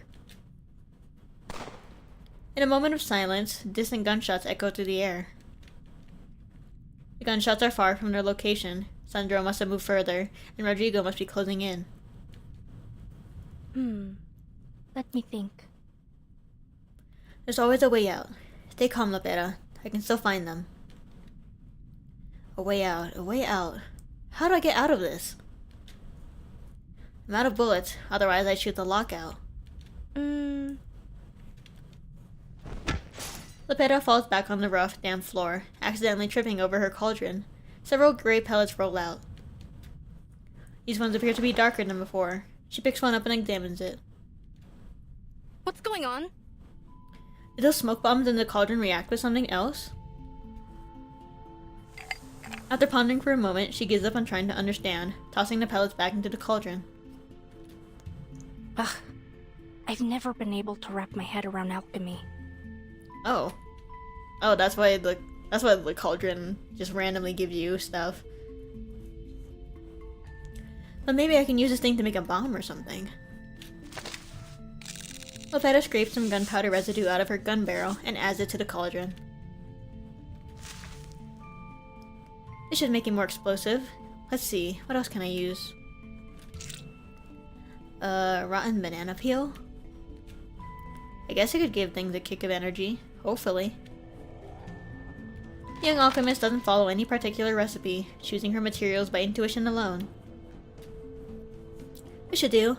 Hopefully it'll be some kind of bullet or bullets or explosives. And it's bound to pack a punch with bombardier beetles in the mix. She has a few drops of blood dripping from a wound on her thigh, the doing of a sharp branch during their rainforest trek. Blood, the source of life and strength. That's gotta do the trick. You get boiling. Barste. It shakes like a toad that swallowed a beehive in a single gulp. The self-heating arcane cauldron transforms her motley materials into a kind of metallic fluid. For a moment, she starts to believe she may actually have the chops to be a professional alchemist. The fluid begins to broil and smoke, getting darker and hotter by the second. What's going on? Is this thing about to explode? It becomes abundantly clear that the cauldron is, indeed, about to explode. Whoa. Lopera kicks the cauldron toward the door, oh, flashbang, and ducks for cover. There's a dull thud, then, boom. Her eyes. Distant gunshots echo again. She remembers her father's words. Find Sandro.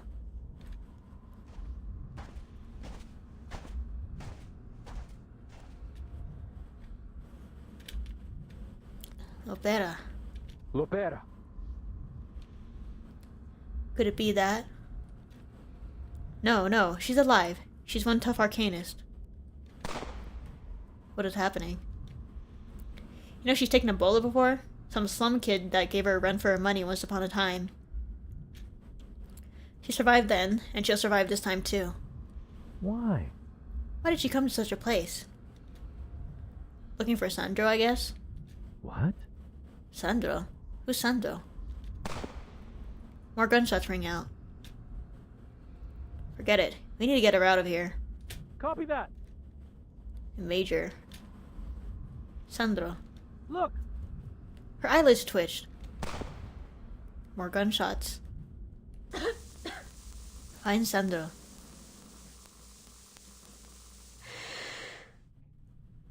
Oh, Zeno. Sandro. Sandro. Where is he? My God. You're awake. Lopera has never seen Major Cassian like this. Drenched in sweat, eyes bloodshot. How did you find this place? You were lucky, Lieutenant. We weren't far away when we heard the explosion. An explosion? Besides the explosion, did you hear gunshots? There are gunshots everywhere, Lopera. Carlos. I know, he was killed by the mutineers. Huh. I don't know how you found out, but that's the long and short of it. Traitors. They didn't manage to take the base. They scattered. Now we're on the hunt. I was talking about gunshots in the rainforest. I heard gunshots. Constant, distant gunshots. I don't think we heard any gunshots before. Just the howlings of some wild bears. Tch, idiotas. A wild bear here? Are there no bears in Brazil? That's crazy. It must have been the Mapinguari. Mapinguari? Lepeta regains some energy from her confusing joke. She forces herself back to her feet, taking her blown-up cauldron from the hands of her comrade. Never mind. How many mutineers are there? At least half of our forces in Sao Paulo. It is a number on what was left of us, too. It will be difficult to take direct action against them until reinforcements arrive. So... For now, we're attempting to keep them disorganized by harassing their positions. One of our prisoners said the rebels and the Apostles' Brotherhood are meeting at an estate nearby, but we haven't been able to pinpoint the exact location. Lepeta stayed silent, taking several unidentified pills and swallowing them down with water from her canteen. Lieutenant Lepeta, I know what you're thinking, but you can't. You may have a concussion. I'll be fine. If there's anything wrong with me, these pills will cure it. I have to find Sandro. Okay, those must be Procasma pills. Candies. Forget Sandro. My orders came directly from Admiral Igor. Her rescuers exchanged glances. The mention of Admiral Igor forces them to set aside their concerns for now. Admiral Igor. Alright, then we find Sandro. But where do we even start? Follow the gunshots, and you'll find him. Gunshots? Oh. Like that? That feels a little stupid on Sandro's part. He's just leaving a trail to him.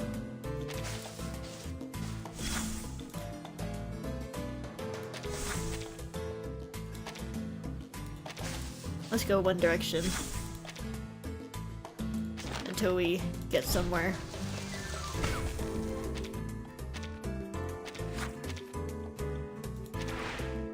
West-south. Abandoned shelter. A toy. Curious. Didn't you want to have a stuffed animal like this? Was it a little crocodile or a little beaver? You know, these are trivial moments of the past now. Aw. That's cute.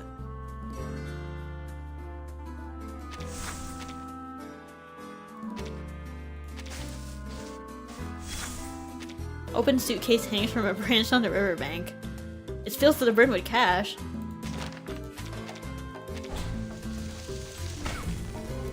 Now, why would I throw it in the river? Several pirates jump into the river, yelling as they struggle to save the bait. Oh my god.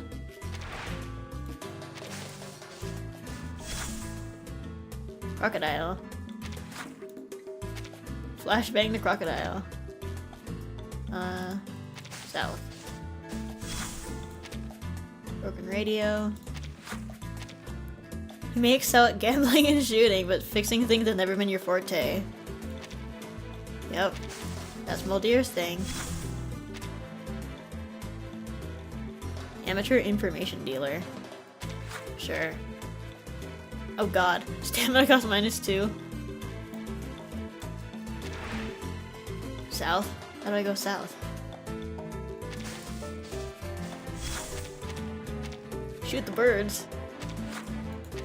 Your ruthless acts bring the silence to your surroundings.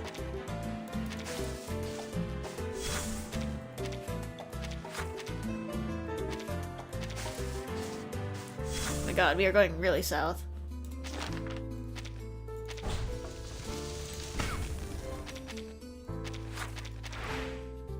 Okay, west. There we are. We reached a remote manor. Awesome.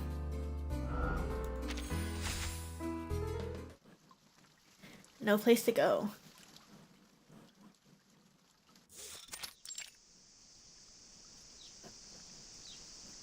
Oh, Lord. Not this place. What? What is this place? Some kind of old estate by the look of it. The soldiers experienced in jungle warfare crouched low, hiding their forms in the shade of the tall, walled structure. The last shots we heard came from somewhere near here, but there are no signs of any battle. While there's no sign of battle, a quick investigation soon reveals that within the estate are a large force of Xeno rebels, along with members of the Apostles' Brotherhood. If there wasn't a fight, it could mean that Sandro escaped, or he was captured. And this is the estate the mutineer was interrogated and mentioned. There are some oddly dressed people here, besides the rebels and apostles. A few strangely dressed individuals sporadically move between the doors and the courtyard, their dark clothes not suited to the Brazilian sun. Oh, there's just straight up manas here? Manas vindictae. Oh, yep. Look at all these crates. The wood looks bone dry. These must have been brought in recently. This may be their main base of operations. If so, we have an opportunity to deal a lethal blow to them here and now. That doesn't sound smart. Be careful. Oh my god! There's someone over there. See that strange black-haired woman? Those claws of hers don't look like fashion accessories. Oh, Pookie. Miss Kimberly. My god. What is that she's eating? Is that a human? Look closer, Major. It's turkey. Just an old dry one. That's one big turkey leg. So, What in God's name is going on here? Rebels? The Brotherhood? Clawed cultists? It doesn't matter. Xeno can handle them all the same way. A small gray pellet bounces in Lepera's hand. Take them out first, ask questions later. Be careful. I have a feeling that the turkey-eating mujer will get a toughie. Oh, are we fighting? Oh, okay. I guess we are. Oh my god! Is this really Pera and Nala's technically first interaction? Just like the drills. Oh my goodness. Players ready. Do I not have bullets from Pera? Okay. Let me handle the pain. Plan A. Stand your ground. Copy that. She's just a hungry girl, Peace and as quiet. always. Let her be. Let her enjoy her turkey in peace.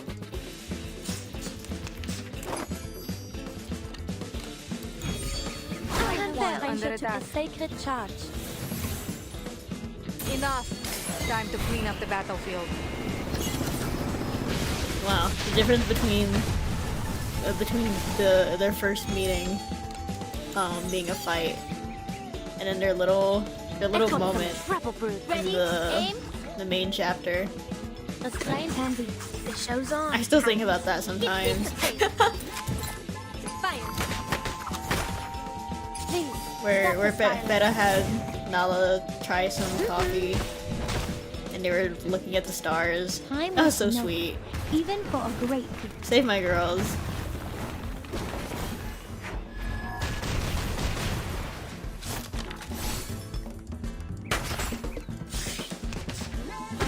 Find peace and quiet. A sacred charge. Free me. Hardly worth My noting. goodness. She just keeps attacking. Just like the drills. Ult spam. Get ready. Nope, not in that order. Get ready. Ult Players spam. ready. Preparing fire support. Wait for the pop. I miss Para and Nala. I feel like I saw like a burst Always of prepared. art of them, and then I will remember your name. nothing after.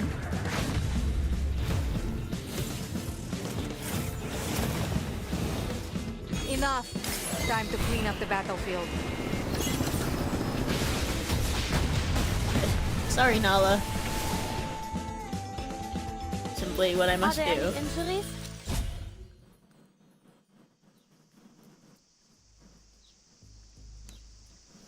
No. I don't know anything. I don't know! Who are you? She lowers her eyes, refusing to answer. Lepera doesn't care. And you're with Manus Vindicte? Yes. And you're going back with the rest of these prisoners. Her head flutters like a banana leaf in a hurricane. Huh?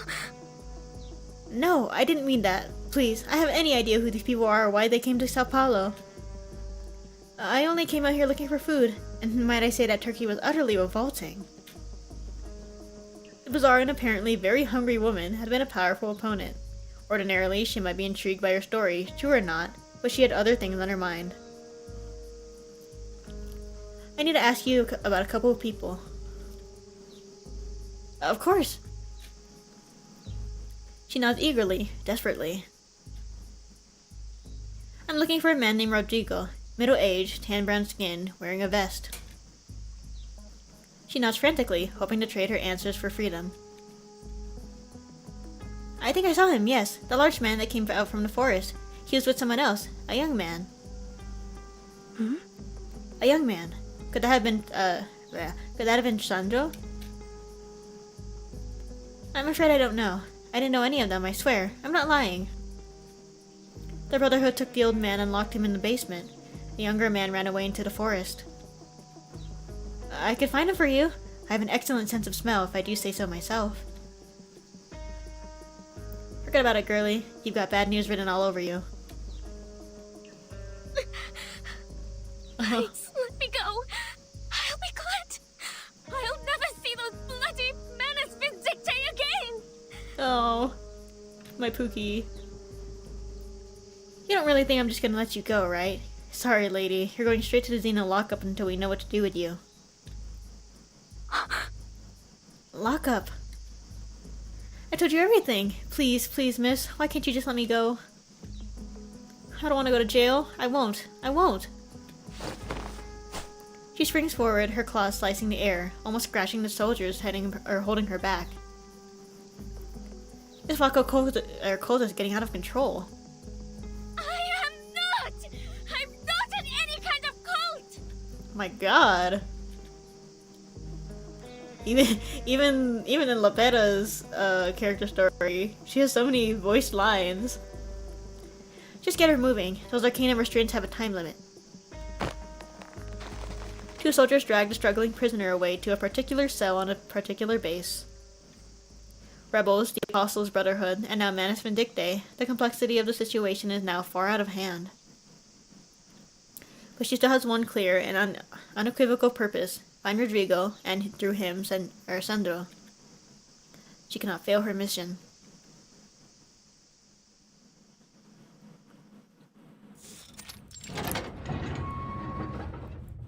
Risa May getting that bank. This must be the basement. Rodrigo lies slumped in a corner, unconscious and covered in blood. Yeah, that's him, Rodrigo. A set of frayed ropes lies around him, along with a sharp, blood-stained stone. He might be bleeding out. I'll check on him. Major Cassian steps forward to lift his head, checking for signs of life. Oh, he's dead. Oh, just kidding. Rodrigo suddenly bolts up, seizing the mayor by the throat, then pulling him closer to make him a human shield. Cassian! The sharp, bloody stone is pressed up to Cassian's carotid artery, as at the same moment her revolver is pointed to Rodrigo's forehead. Look, he doesn't... Shut up. Drop the gun or Xena loses another fine officer today. Rodrigo, you have no way out. The hand holding the stone shard trembles, leaving a red gash on Cassian's neck. Ugh. What are you even doing here? I told you that you never keep me locked up. Where is Sandro? No. You know I'll never tell. He'll be free of this of all this soon. Anxiety and desire churned in Lepera's stomach. Her patience wears thin. One last chance, Rodrigo. Keeping your mouth shut won't help you now. Zeno will find him. Sandro isn't involved in any of this. I'm the one at fault here. He isn't involved. And Sandro. He's just a kid. I've had it with your lies. You want to explain why this innocent kid had dealings with the Apostles' Brotherhood? Only because of his idiot father. Father, do you really think you can play the hero here? You even once stopped to think what would become of Sandro after all this. You're just turning him into another you, a total moron. Get his ass.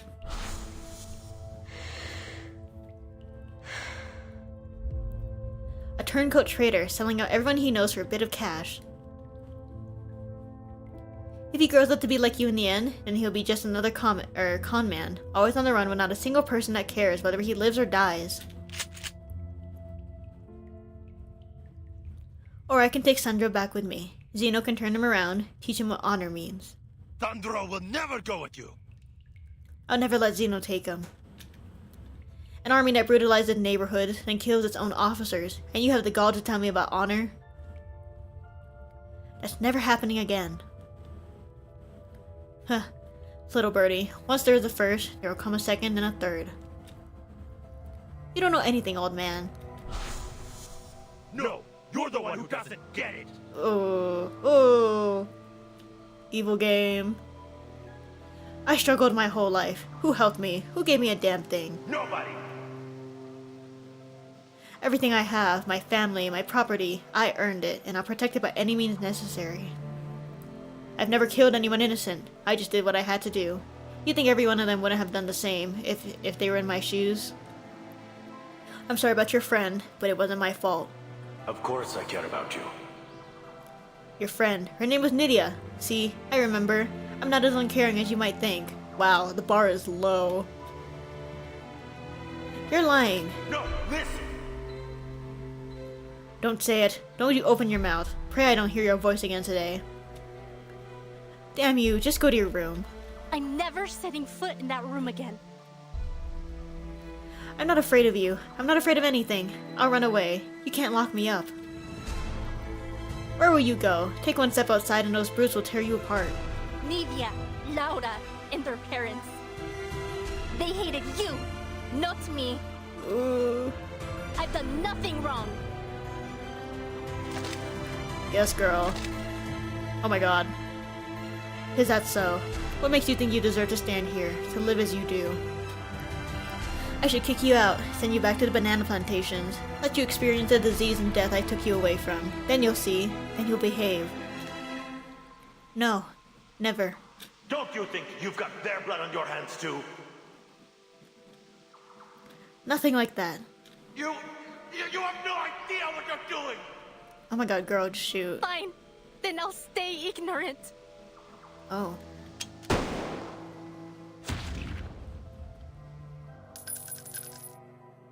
Lopera! Oh. God, the freaking eyes. The Major grabs Rodrigo's falling body by the arms, gently lowering it to the ground.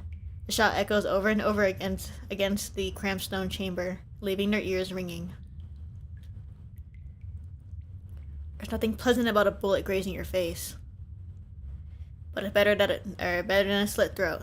I owe you, Lieutenant. Sorry. I'm glad you're okay. Sandro is still out there. Are you insane? Cassian shakes Lepera by the shoulders, but quickly stops. The girl looks ready to fall apart. Forget it. I don't care about your orders or mine. Don't go after him. Let it go. I'm taking you back to base to recuperate. But... The Admiral said... A soldier rushes in, interrupting their conversation. Major, we hit a shot. Is everything okay? I was taken hostage by a prisoner, but Lieutenant Lepera here saved my life. Your aim is still as flawless as ever, Lieutenant. Unfortunately, I have something urgent to report. We found the body of a young man on the perimeter. Seems he died about 10 minutes ago. Oh my god, what was the point? Gunshot wound. Looks to be self-inflicted. My god. This is a dark day. Oh my god, he just ended up shooting himself. What? Rodrigo did all that for nothing! Oh my god. Oh my god. Save me. Save me. Genuinely, what was the point of all that? Thinking about when Nala tries to comfort a despondent Lepera with those empty eyes. Oh my god. Don't remind me.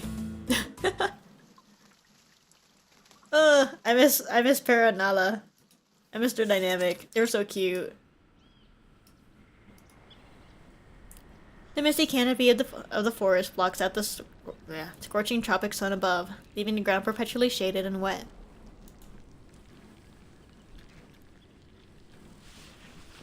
Major Cassian gently brushes a freshly engraved tombstone.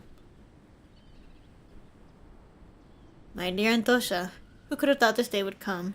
You always said you'd be the second in our class to become a major.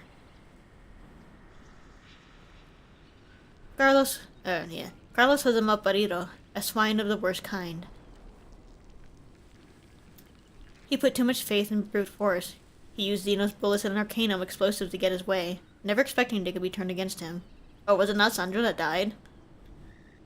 I have no clue. Many of our soldiers here are local recruits. They were caught between their loyalty to their communities and their loyalty to Zeno. Carlos pushed them too far. Did they kill him before he launched the operation? Yes, he never got to give the order. Perhaps that's a good thing. I think if we had gone through with it, all of Sao Paulo would have turned against Zeno, not just the Apostles' Brotherhood. I knew that list was fishy from the start. Choice words, Lieutenant, but I also found concrete evidence in Carlos's files. The informant was a retired veteran from Rio, Rodrigo. Oh my god. It was him. Immersed in his story, the Major doesn't take notice of Lepera's shock. That's right.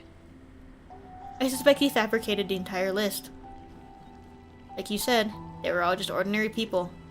Some might have had occasional dealings with the gangs, but you know how it is in Sao Paulo. Such situations are hard for the common folk to avoid. I can only imagine the hell we could have unleashed if we had gone after them. As for asking Zeno to retrieve Sandro from the Brotherhood, I guess that was his condition for acting as an informant. But Zeno would have eventually found out he had given them false information. Why would Rodrigo risk himself like that? I guess he hoped that Sandro would be free and clear before we found out. A man like Rodrigo could get away from this place 1,000 different ways. If I were to speculate on his actions from a more negative perspective,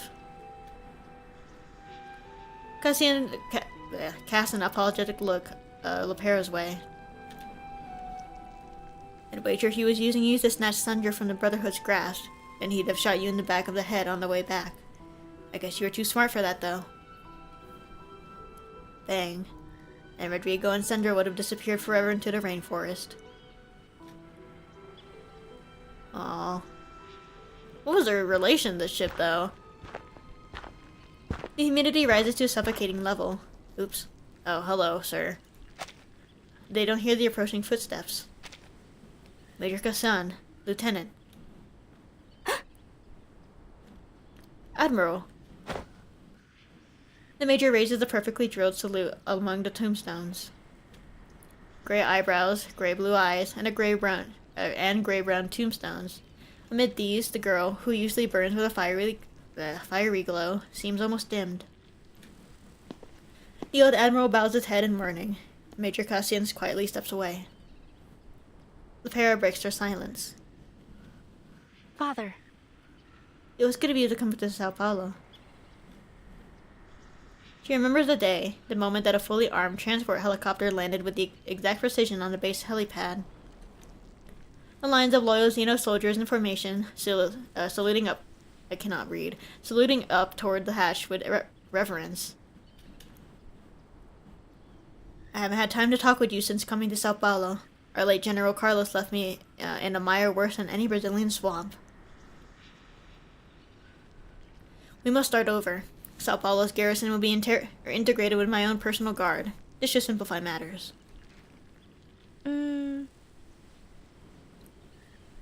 Lepera doesn't think too much about the details. Her father's military wisdom and character stand unquestionable in her mind. And she has a long way to go before she can match her father in any of these respects, especially with another mission all but failed.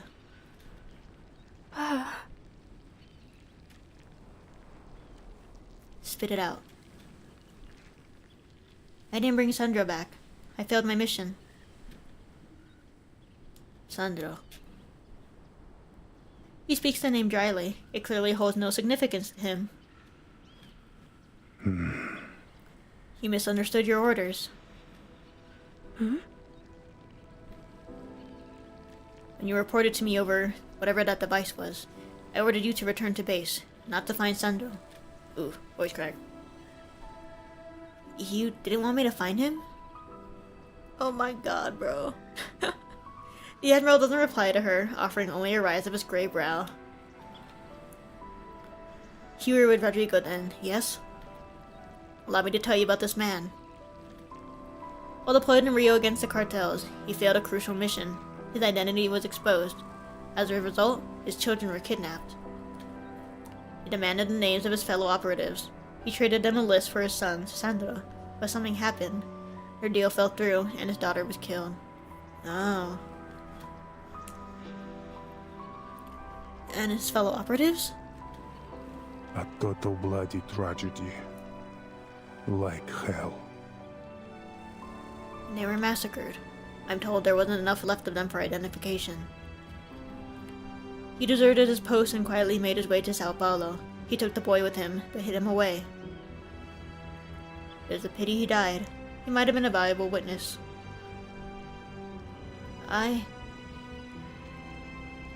The thick, humid mist filled Lepera's lungs, stifling her words. The Admiral turns away from the rows of tombstones, his demeanor comforting in a strange way, in a way strange and unfamiliar to them both. It was a necessity of war. You had to protect your comrades. I worry your impulsive nature clouds your judgment. Yet on that day, when you had the choice to kill your father, you chose wisely. Self-control, Lepera. This is what I expect from you. I'll try to control myself.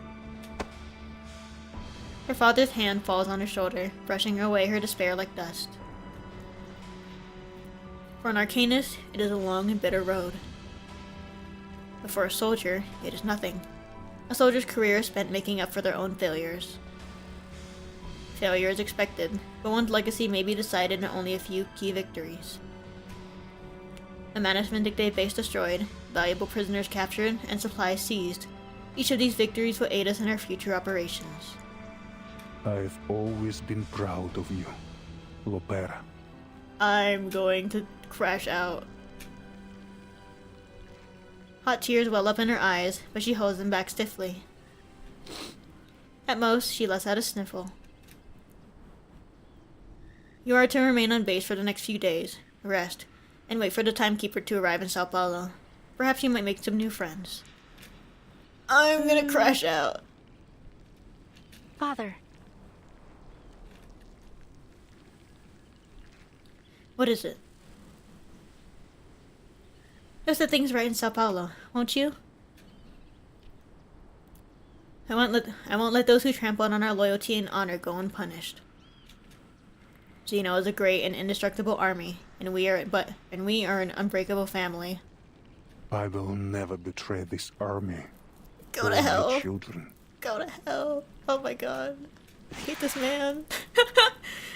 The Admiral I keep saying admirable. He is not admirable. The Admiral scrapes a leaf off his boot against a dew-coated rock. I trust you, Father. I'm pissed off.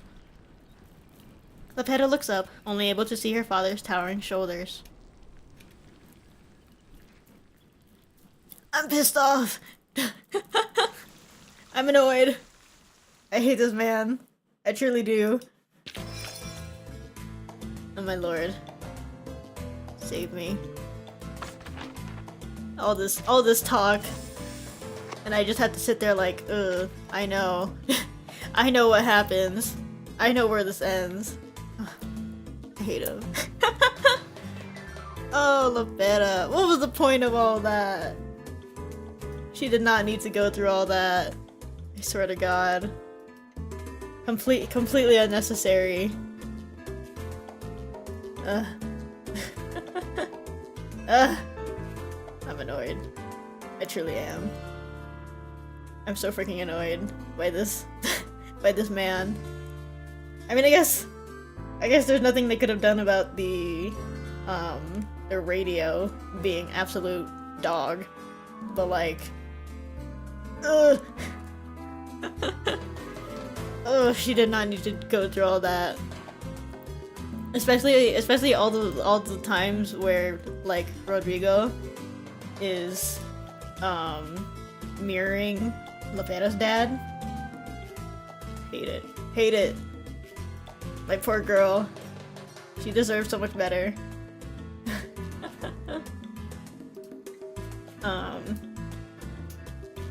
I'm so Beta. My Pookie. My poor thing. I love her. I do. She is one of my favorite characters, truthfully. Although especially after Trisha Peaks. I feel so bad. I feel so bad for her. Okay, well, I would love to sit and chat a little more, but I do have something to do today. So, that will be all from me. Despite not being a plant woman. I know! One of my rare few non-plant women faves. But that will be all from me today. I gotta go run off and do some errands. But we will continue catching up with what's next? Ooh, London Dawning. That'll be fun. So we'll continue with that at some point. I don't know when. I'll figure it out. Thanks everyone for hanging out, and thanks to all my VOD watchers. As per usual, stream announcements will be posted on Twitter, Blue Sky, and YouTube. And I've also been posting art, like a lot. Well, they're all doodles, but I have been posting more art, which is fun. So go check that out if you're interested. But yeah, that'll be all from me. I hope everyone has a good day. I'm gonna go eat some lunch and get things done today, because I have had the most... It's only Wednesday, but I've had the most unproductive week of my life. But yeah, I'll see you guys next time for, probably Willow. Yeah. Goodbye, everybody.